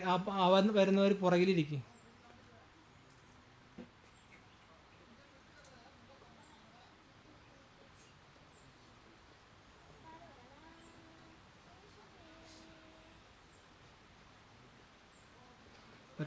ഇത് പഠിക്കണമെങ്കിൽ 2 ഗുണഗണങ്ങൾ വേണം. ഒന്ന്, ഇത് പഠിക്കാനുള്ള യോഗ്യത, അതായത് ഒരു പ്രത്യേക മാനസികാവസ്ഥ ഉണ്ടായിരിക്കണം. പിന്നെ താല്പര്യം. യോഗ്യതയും താല്പര്യം ഉണ്ടെങ്കിൽ മാത്രമേ നിങ്ങൾക്ക് ശ്രദ്ധാപൂർവം കേട്ടിരിക്കാൻ പറ്റുകയുള്ളൂ. അപ്പോൾ ഒന്നില്ലെങ്കിൽ നിങ്ങൾക്ക് യോഗ്യതയില്ല, താല്പര്യമില്ല. ചിലപ്പോൾ താല്പര്യം ഉണ്ടാകും, ചിലപ്പോൾ യോഗ്യതയില്ല. അതൊക്കെ അങ്ങനെ പ്രകൃതി അങ്ങനെ സംഭവിച്ചിരിക്കുകയാണ്. ഇപ്പോൾ ഈ 5-ാം വാർഡ് എടുത്ത് പരിശോധിച്ചാൽ ഈ 5-ാം വാർഡ് ഭരിക്കുന്നത് LDF, ലെഫ്റ്റ് ഡെമോക്രാറ്റിക് ഫ്രണ്ട്. അപ്പോൾ ഈ 5-ാം വാർഡിൽ ഉള്ള കൂടുതൽ ആളുകളും ഇടതുപക്ഷ ചിന്താഗതിക്കാരാണ്. അപ്പോൾ അതിൻ്റെ അത് വ്യാവഹാരികമായ സത്യമാണ്, അത് അംഗീകരിച്ചു കൊടുത്തേ വെക്കൂ. അപ്പോൾ ഒരു പ്രത്യേക ചിന്താഗതി ഒരു സ്ഥലത്ത് നിലനിൽക്കുമ്പോൾ അപ്പോൾ അതിൻ്റേതായിട്ടുള്ള ഒരു മാനസിക അന്തരീക്ഷം ഉണ്ടായിരിക്കും. അപ്പോൾ കമ്മ്യൂണിസ്റ്റ് കൾച്ചർ, ഇടതുപക്ഷ ചിന്താഗതി. അപ്പോൾ കമ്മ്യൂണിസത്തിലൊക്കെ പറയുന്നത്, ആത്യന്തികമായിട്ടൊക്കെ പറയുന്നത്, വേണ്ടി വന്നാൽ സായുധ വിപ്ലവത്തിലൂടെ മുതലാളിമാരെയും ദൈവത്തെയൊക്കെ കൊന്ന് അധികാരം പിടിച്ചെടുക്കുക. അധികാരം കിട്ടിയില്ലെങ്കിൽ അധികാരം പിടിച്ചെടുക്കും. ഇപ്പോൾ ക്യൂബയിലൊക്കെ ചെഗുവേരയും ഫിദൽ കാസ്ട്രോ ഒക്കെ ചെയ്തത് എന്താണ്? അവിടെ തെരഞ്ഞെടുപ്പിലൂടെ അല്ല അധികാരം പിടിച്ചെടുക്കുന്നത്. അദ്വൈതാനന്ദ സ്വാമിയെ പോലെയുള്ള ആൾക്കാരെ, മതത്തിൻ്റെ ആൾക്കാരെ, ദൈവത്തിൻ്റെ ആൾക്കാരെ, മുതലാളിമാരെ ഒക്കെ കൊന്നുകളയുക, കൊന്നിട്ട് അധികാരം അങ്ങ് പിടിച്ചെടുക്കുക. അപ്പം ഇങ്ങനെ ലോകത്ത് ഒരു സവിശേഷതയുണ്ട്. പ്രത്യേകിച്ച് ഈ ഇടതുപക്ഷ ചിന്താഗതി നിലനിൽക്കുന്ന സ്ഥലങ്ങളിൽ ഒരു അസ്വസ്ഥത. ഇപ്പോൾ കണ്ണൂരൊക്കെ ബോംബ് കൾച്ചർ രൂപപ്പെടുന്നു എന്നാണ് പറയുന്നത്. നിസ്സാര സംഭവത്തിന് ബോംബിട്ട് കൊന്നുകളയും. ഭയങ്കരമായ ഒരു സംഘർഷം നിലനിൽക്കുകയാണ്, സ്വസ്ഥതയില്ല. അപ്പം ഇവിടെ ഇപ്പോൾ വ്യാവഹാരിക സത്യം വെച്ച് നോക്കുമ്പോൾ ഇവിടെ ജയിച്ചു നിൽക്കുന്നത് ചെഗുവേരയുടെ പടം വെച്ച് പൂജിക്കുന്ന ഇടതുപക്ഷ ജനാധിപത്യ ചിന്താഗതിയാണ്. അത് ഒരു വ്യാവഹാരിക സത്യമാണ്. അത് വ്യാവഹാരിക ഇന്ത്യൻ ജനാധിപത്യത്തെ അംഗീകരിക്കണമല്ലോ. അങ്ങനെയാണ് ജനാധിപത്യ രാഷ്ട്രത്തിൽ നമ്മൾ ജീവിക്കുമ്പോൾ അത് അംഗീകരിച്ച് നോക്കും. പക്ഷെ നിങ്ങൾ LDF ഓ UDF ഓ BJP യോ കാർൽ മാർക്സിൻ്റെ പടം വെച്ച് പൂജിക്കുകയോ ലെനിൻ്റെ പടം വെച്ച് ചെഗുവേരയുടെ പടം വെച്ച് പൂജിക്കുകയോ എന്തുകൊണ്ടായിരിക്കുമോ? അതൊക്കെ നിങ്ങളുടെ സമ്മതിദാന ഒരു മിനിറ്റ് ക്ലാസ് ശ്രദ്ധിച്ചിരിക്കട്ടെ. നിങ്ങളുടെ സമ്മതിദാന അവകാശത്തിൽപ്പെട്ട കാര്യങ്ങളാണ്. അപ്പോൾ നിങ്ങൾ വ്യക്തിപരമായിട്ട് ഇതിനെ സൈദ്ധാന്തികമായിട്ട് ഇതിനൊക്കെ എതിർക്കുന്ന ആളുകളായിരിക്കും. അപ്പോൾ ഇവിടെ വന്നിരിക്കുമ്പോൾ ചിലപ്പോൾ അസ്വസ്ഥത ഉണ്ടാവും. പക്ഷേ ഒരു സാമാന്യ മര്യാദ അനുസരിച്ച് നിങ്ങൾ ഒരു യജ്ഞശാലയിൽ ഒരു ക്ലാസ് റൂമിൽ വന്നിരിക്കുമ്പോൾ ആ ക്ലാസ്സിൻ്റെ പഠന അന്തരീക്ഷത്തെ അലോസരപ്പെടുത്താത്ത രീതിയിൽ ഇരിക്കണം. അപ്പം ഇങ്ങനെ ഒരു പ്രശ്നം നിങ്ങളുടെ ഉള്ളിലുണ്ടാകാൻ സാധ്യതയുണ്ട്. നിങ്ങളുടെ രാഷ്ട്രീയ പ്രത്യയശാസ്ത്രത്തെയും നിങ്ങളുടെ ബിംബങ്ങളെയൊന്നും ഞാൻ ചോദ്യം ചെയ്യുന്നില്ല. അതൊക്കെ രാഷ്ട്രീയപരമായിട്ടുള്ള കാര്യങ്ങളാണ്, ജനാധിപത്യത്തിൻ്റെ കാര്യങ്ങളാണ്. നമ്മളിവിടെ പറയുന്നത് ഒരു വ്യക്തി ജനാധിപത്യ രാഷ്ട്രത്തിൽ മതജീവിതം ആവശ്യമുള്ളവർക്ക്, മനസ്സിലായ, ജനാധിപത്യ രാഷ്ട്രത്തിൽ മതജീവിതം ആവശ്യമുള്ളവർക്ക്. അപ്പോൾ ഇത് നിങ്ങൾക്ക് ആവശ്യമാണ്, ഇതെനിക്ക് പഠിക്കേണ്ടതാണ്, ഞാൻ മതജീവിതം നയിക്കാൻ ആഗ്രഹിക്കുന്നു എങ്കിൽ മാത്രമേ ഇവിടെ വന്നിരിക്കാവൂ.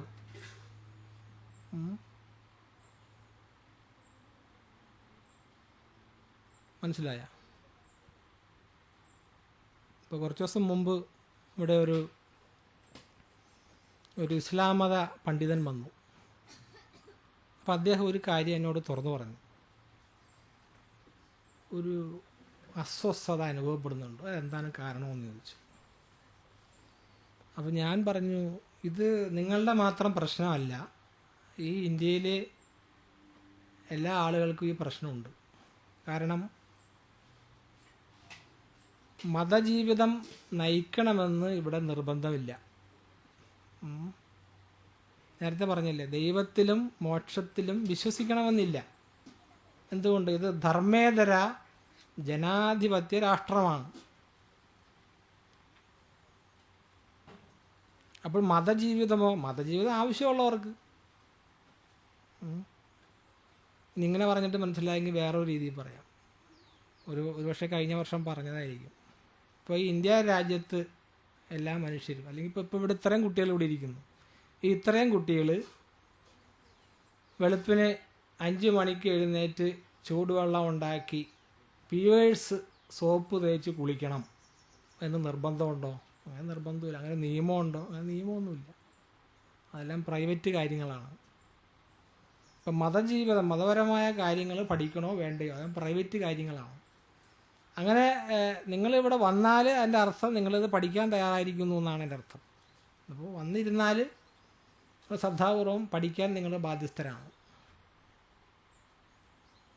മനസ്സിലായ?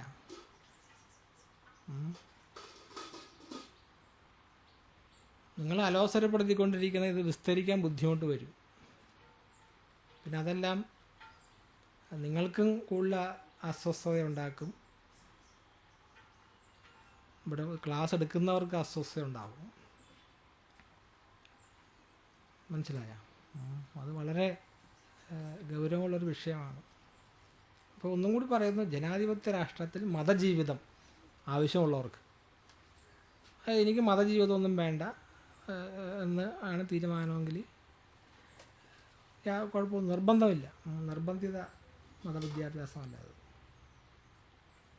യോഗബലേന അചലേന മനസ്സ, യോഗബലത്താൽ ഇളക്കമില്ലാത്തതായ മനസ്സുകൊണ്ട് ഭക്തിയായുക്ത, ഭക്തിയോടുകൂടി, യഹ പ്രയാണകാലേ, യാവനൊരുത്തൻ അന്ത്യകാലങ്ങളിൽ, ഇന്നലെ പറഞ്ഞു ഇല്ലേ, പ്രയാണകാലം പറഞ്ഞു ഇന്നലെ എന്താ പറഞ്ഞത്? അവസാന കാലം, മരണകാലം എന്ന് എടുക്കണമെന്നില്ല. ഇത് മോക്ഷത്തിലേക്കുള്ളൊരു യാത്ര, നിർവ്വാണത്തിലേക്കുള്ളൊരു യാത്ര. മരണത്തിന് പകരം വയ്ക്കാൻ എന്തെങ്കിലും ഉണ്ടോ എന്ന് ചോദിച്ചാൽ അതാണ് ഈ മോക്ഷം, സമാധി, നിർവ്വാണം എന്നെല്ലാം പറയുന്നത്.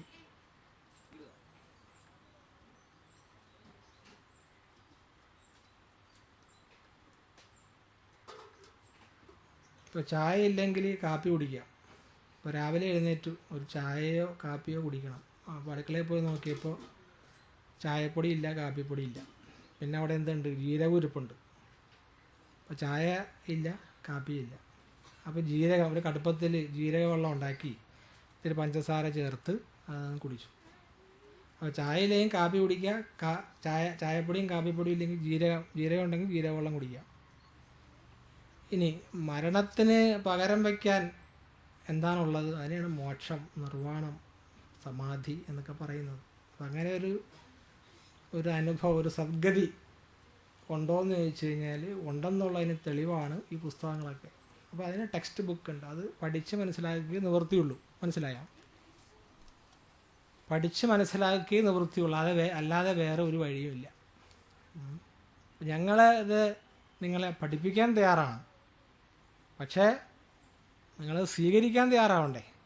സ്വീകരിക്കണമെങ്കിൽ മനസ്സ് ഒതുക്കത്തോടുകൂടി ഇരിക്കാൻ തയ്യാറാവണം ആദ്യം. പലർക്കും ഇരിക്കാൻ പറ്റുന്നില്ല, എന്ത് ചെയ്യാൻ നോക്കും? സ്വസ്ഥമായിട്ട് ഇരിക്കാൻ പോലും പറ്റുന്നില്ല, വളരെ അസ്വസ്ഥത. പ്രാണം ഭ്രുവോ മധ്യേ, പ്രാണനെ ഉരുകങ്ങളുടെ നടുവിൽ സമ്യക് ആവേശ്യ, വേണ്ടും വണ്ണം നിർത്തിയിട്ട് കവിം പുരാണം, സർവജ്ഞനും കാലാതീതനും അനുശാസിതാരം, സകലത്തിൻ്റെയും നിയന്താവും, അണോഹോ അണിയാംസം, അണുവിനേക്കാൾ അണുവായവനും, സർവസ്യ ദാതാരം, എല്ലാറ്റിൻ്റെയും പരമാശ്രയമായവനും, അചിന്ത്യരൂപം, ചിന്തിക്കാനാവാത്ത രൂപത്തോടു കൂടിയവനും. അപ്പോൾ നേരത്തെ ഞാൻ പറഞ്ഞില്ലേ, കുട്ടികൾ വന്നപ്പോൾ കുട്ടികളോട് ഞാൻ ചോദിച്ചു, നിങ്ങൾ ദൈവത്തെ കണ്ടിട്ടുണ്ടോ? അവർ ഒരേ സ്ഥലത്തിൽ പറഞ്ഞു കണ്ടിട്ടുണ്ട്. ഇപ്പം ഇവിടെ പറയുന്നത് എന്താണ്? അചിന്ത്യരൂപം. അപ്പോൾ അപ്രമേയമായ ഒരു സത്യം ഉണ്ടോ എന്ന് ചോദിച്ചാൽ ഉണ്ട്. അത് അചിന്ത്യരൂപമാണെന്നാണ് പറയുന്നത്. ആദിത്യവർണം, സൂര്യനെ പോലെ ചേതസ്സിയും, തമസപരസ്താത്, തമസ്സിന് അതീതനുമായത്. ഇപ്പം ദൈവം ഇരുട്ടാണോ എന്ന് ചോദിച്ചാൽ ഇരുട്ടല്ല. ദൈവം ഒരു വെളിച്ചമാണ്, ഒരു പ്രകാശമാണ്. തമസപരസ്താത് പുരുഷം, പരമാത്മാവിനെ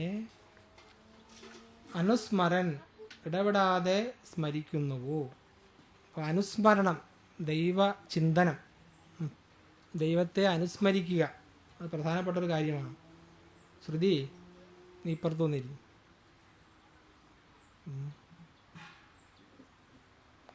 പഠന അന്തരീക്ഷം നിങ്ങൾ ബോധപൂർവം സൃഷ്ടിക്കണം. നിങ്ങൾ അങ്ങനെ അനുചിന്തയില്ല. ഇപ്പോൾ ഇത് പള്ളിയിൽ നിന്ന് എല്ലാ ദിവസവും 5 നേരവും നമ്മൾ ദൈവവിളി കേൾക്കുന്നുണ്ട് ഇല്ലേ?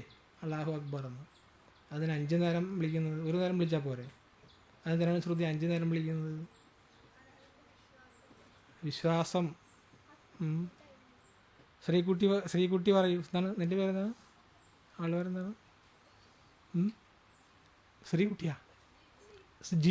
ജിജിമോൾ. ജിജിമോൾ പറയൂ, ഇത് പള്ളിയിൽ എന്താണ് 5 നേരം ദൈവത്തിനെ വിളിക്കുന്നത്?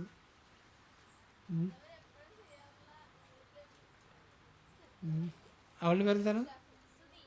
സുധി. ഈ പള്ളിയിൽ 5 നേരം അള്ളാഹുവിനെ വിളിക്കുന്നുണ്ടല്ലോ, അതിന് 5 നേരം വിളിക്കുന്നത് എന്തിനാണ്? അതിൻ്റെ കാരണം എന്താണ്? വിളിക്കുന്നത്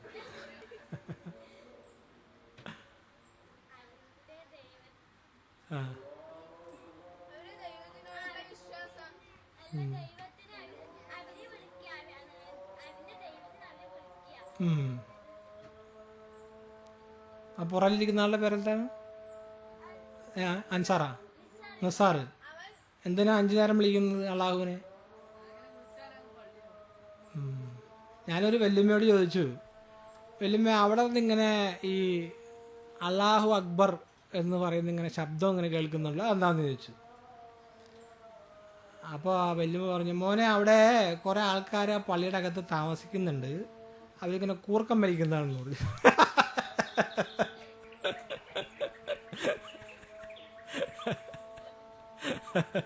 ഞാൻ ഇടയ്ക്ക് ഇങ്ങനെ ഓർത്ത് ചിരിക്കാറുണ്ട്. അപ്പോൾ അള്ളാഹു എന്താണ്? ആ ശബ്ദം എന്താണ്? 5 നേരം എന്തിനാണ് അള്ളാഹുവിനെ വിളിക്കുന്നത്? എന്ന് ആ വല്യമ്മയ്ക്ക് അറിഞ്ഞൂടാ. ആ പാവം വല്യമ്മയാണ്. അവിടെ ആ പള്ളിയുടെ അകത്ത് കുറച്ച് ആൾക്കാർ താമസിക്കുന്നുണ്ട്. അത് നമ്മളുടെ ആ സരസ്വതി അമ്മ ഇഡ്ഡലിയൊക്കെ കൊണ്ടു ഇഡ്ഡലി അത് കൂർക്കം വലിക്കുന്നതാണ്. ഇത് പറയാൻ കാരണം 5 നേരം വിളിക്കുന്നു, അല്ലെങ്കിൽ പറഞ്ഞുതരാം. അതാണ് ഇവിടെ പറയുന്നത്, അനുസ്മരേത്, അനുസ്മരണം. അപ്പോൾ ദൈവ ചിന്തനം,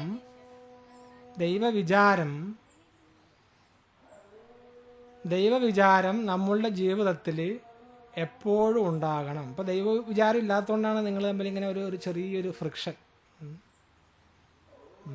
രണ്ടുപേര് തമ്മിൽ ഒരു ചെറിയൊരു ഉരസൽ അനുഭവപ്പെടുന്നില്ലേ? ഇല്ലേ?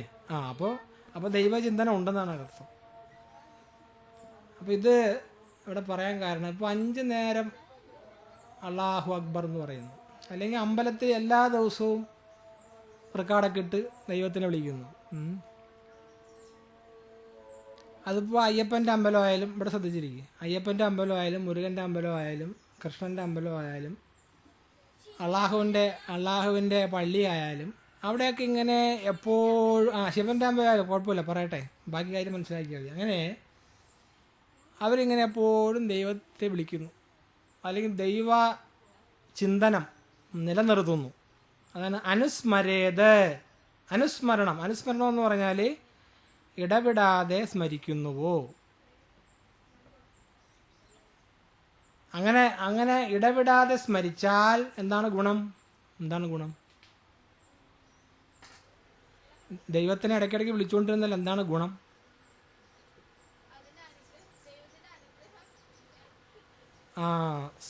സഹ തം ദിവ്യം പരം ഏവ ഉപൈതി.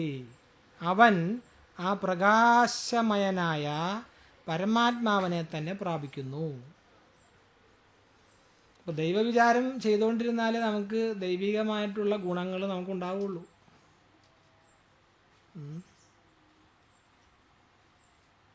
മനസ്സിലായില്ലേ? അപ്പോൾ ദൈവവിചാരം വിട്ടുപോകാതിരിക്കാനാണ് പള്ളിയിൽ 5 നേരം നിസ്കാരം പറയുന്നു. അമ്പലത്തിലാണെങ്കിൽ എല്ലാ ദിവസവും പൂജ കാര്യങ്ങളൊക്കെ, അമ്പലത്തിലാണെങ്കിൽ എന്താണ്, എല്ലാ ദിവസവും പൂജ കാര്യങ്ങളൊക്കെ ഉണ്ട്. അതെന്തിനാണ്? മനുഷ്യൻ്റെ ഉള്ളിൽ ചെകുത്താൻ്റെ ചിന്തകളൊക്കെ വന്ന് മനുഷ്യൻ കള്ളും കുടിച്ച് റോട്ടിൽ കിടന്ന് അടികൂടി തല പൊട്ടി ചാകാൻ പാടില്ല. അവന് അല്ലെങ്കിൽ അവൾക്ക് സദ്ഗതി ഉണ്ടാകണം.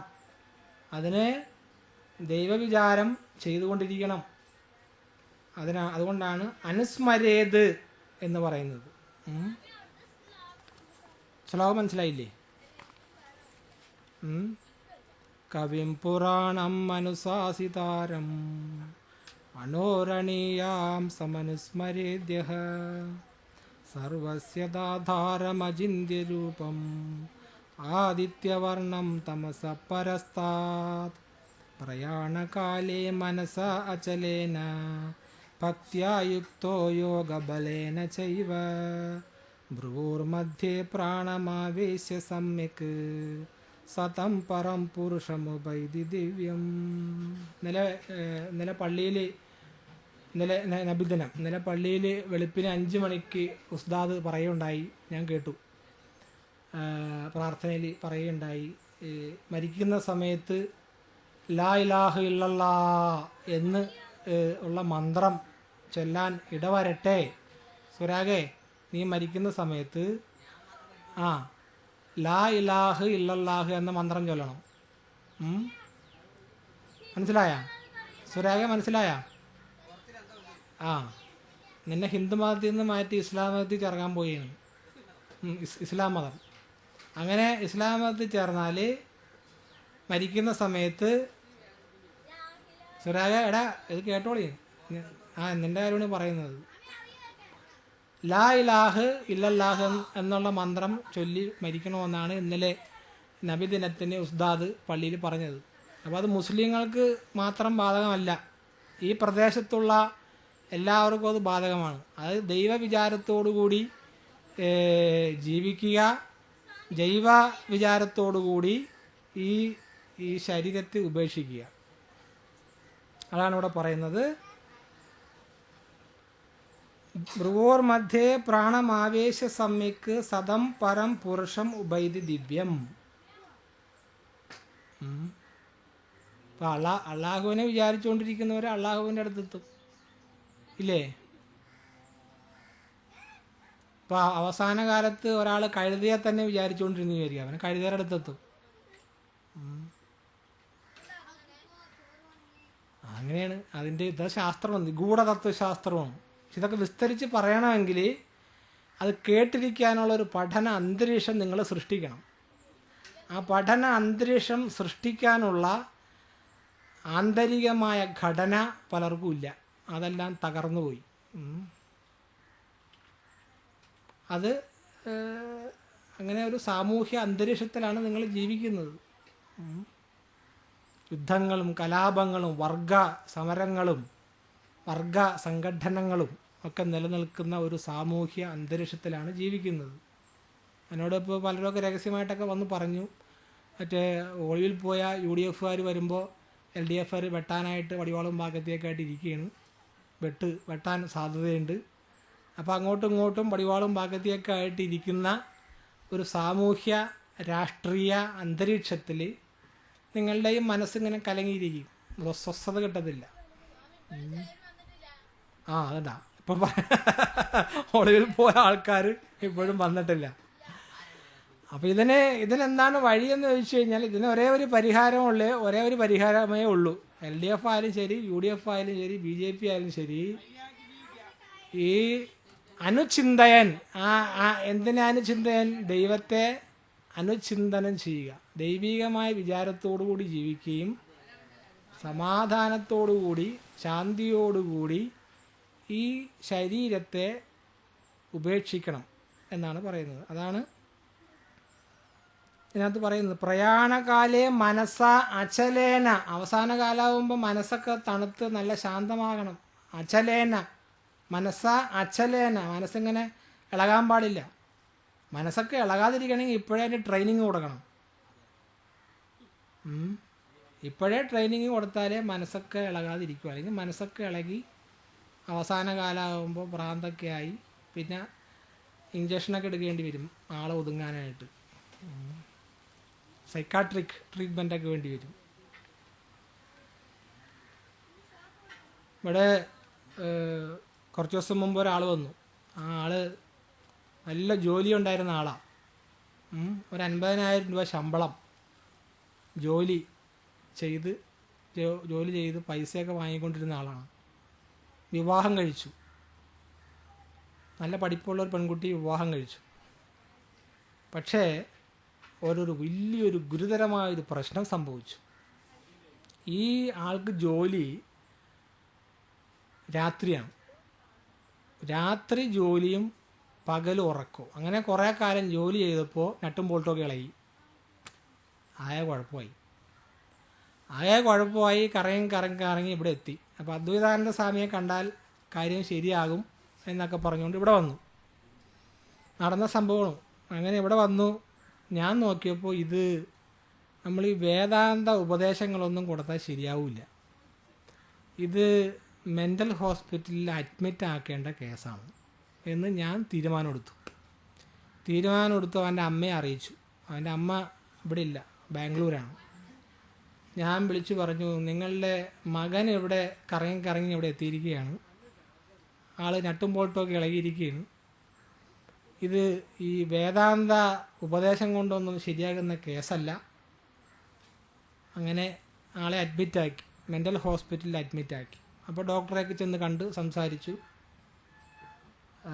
അപ്പോൾ ഡോക്ടർ പറഞ്ഞു, ഇത് കൂടിയ കേസാണിത്, ഇത് മരുന്ന് കെട്ടത്തിൽ കൊടുക്കണം. മരുന്ന് അവർ തന്നു വിടില്ല, ഇത് കൂടിയ കേസാകുമ്പോൾ ഡോക്ടർമാർ നഴ്സുമാരൊക്കെ അവരുടെ ഒബ്സർവേഷനിലാണ് ഇത് കൊടുക്കുന്നത്. നമ്മൾ ശ്രദ്ധിച്ചിരിക്കും, അവരുടെ ഒബ്സർവേഷനിലെ മരുന്നുകൾ കൊടുക്കുകയുള്ളൂ, കൂടിയ മരുന്നുകളൊക്കെ. അങ്ങനെ മരുന്നെല്ലാം കൊടുത്തു. 1 മാസത്തോളം അവിടെ കിടന്നു, കുറേയൊക്കെ ശരിയായി. അങ്ങനെ വീണ്ടും ഒരു സാധാരണ അവസ്ഥയിലേക്ക് വന്നു എന്നാണ് പറയുന്നത്. ആ ആൾക്ക് എഴുതിയ വിറ്റാമിൻ ഗുളിക എത്ര രൂപയെന്നറിയാമോ? ഒരു ഗുളികക്ക് 40 റുപ്യ. ഇപ്പോൾ 40 രൂപയുടെ വിറ്റാമിൻ ഗുളിക, പിന്നെ വേറെ മരുന്നുകളൊക്കെ, കുറേ മരുന്നുകൾ. എന്നിട്ട് അവൻ്റെ ഭാര്യയൊക്കെ പണിയിൽ പോയി. അവൻ്റെ ഭാര്യ പിണങ്ങാനുള്ള കാരണം, അല്ല, അവർ ഇവനെ രക്ഷപ്പെടുത്താൻ നോക്കി. അപ്പോൾ അവളുടെ വീട്ടുകാർ പറഞ്ഞു, നിങ്ങൾ ഈ രാത്രിയുള്ള ജോലി ഉപേക്ഷിക്കണം, പകലുള്ള ജോലി തരാം, ഞങ്ങൾ ശരിയാക്കി തരാം. അപ്പോൾ അവൻ നോക്കിയപ്പോൾ ഈ രാത്രിയുള്ള ജോലി എന്ന് പറയുമ്പോൾ 50,000 രൂപ ശമ്പളം, വലിയ ശമ്പളമാണ്. പകലുള്ള ജോലി എന്ന് പറയുമ്പോൾ ശമ്പളം കുറവാണ്. അപ്പോൾ പണത്തിന് ആർത്തി വന്നതോടുകൂടി ജീവിതം തകർന്ന് തരിപ്പണമായി. പെണ്ണും പോയി, മണ്ണും പോയി, ജോലിയും പോയി, പ്രാന്തായി. അപ്പോൾ ഇവിടെ അനുചിന്തയൻ, ഇപ്പോൾ ഇവിടെ പറഞ്ഞു ദൈവത്തെ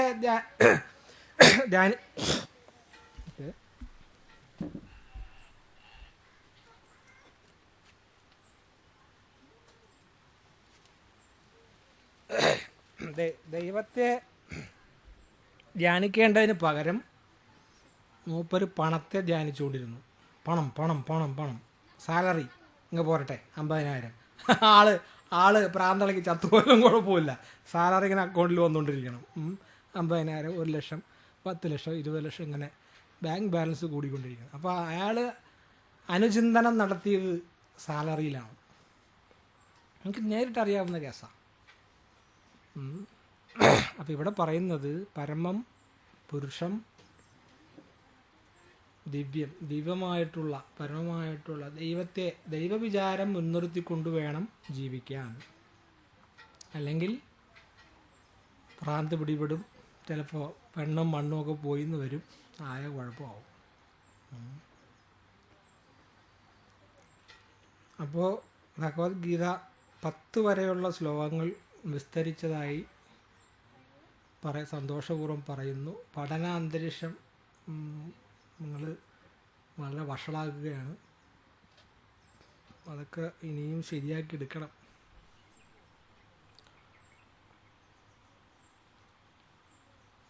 ഓം സഹനാവവതു സഹനൗ ഭുനക്തു സഹ വീര്യം കരവാവഹൈ തേജസ്വിനാവധീതമസ്തു മാ വിദ്വിഷാവഹൈ. ഓം ശാന്തി.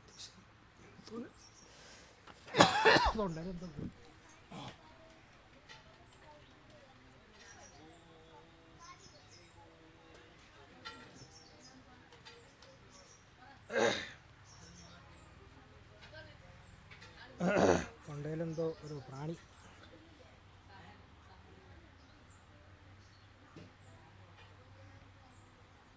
ഓം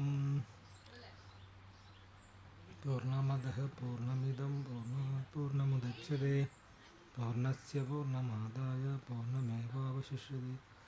ഓം ശാന്തി ശാന്തി ശാന്തി. ഇന്ന് രാവിലെ തൊട്ട് ഉച്ച വരെയുള്ള പ്രോഗ്രാമൊക്കെ കഴിഞ്ഞിരിക്കുന്നു. ഇനി അന്നദാനം, അത് കഴിഞ്ഞ് കുറച്ച് നേരം കലാപരിപാടികൾ. നിങ്ങൾ വളരെയധികം അലോസരം ഉണ്ടാക്കുന്ന കുട്ടികളാണ്, അതുകൊണ്ട് കലാപരിപാടി കുറച്ച് നേരം ഉണ്ടാവുള്ളൂ. ശരി, നമസ്തേ.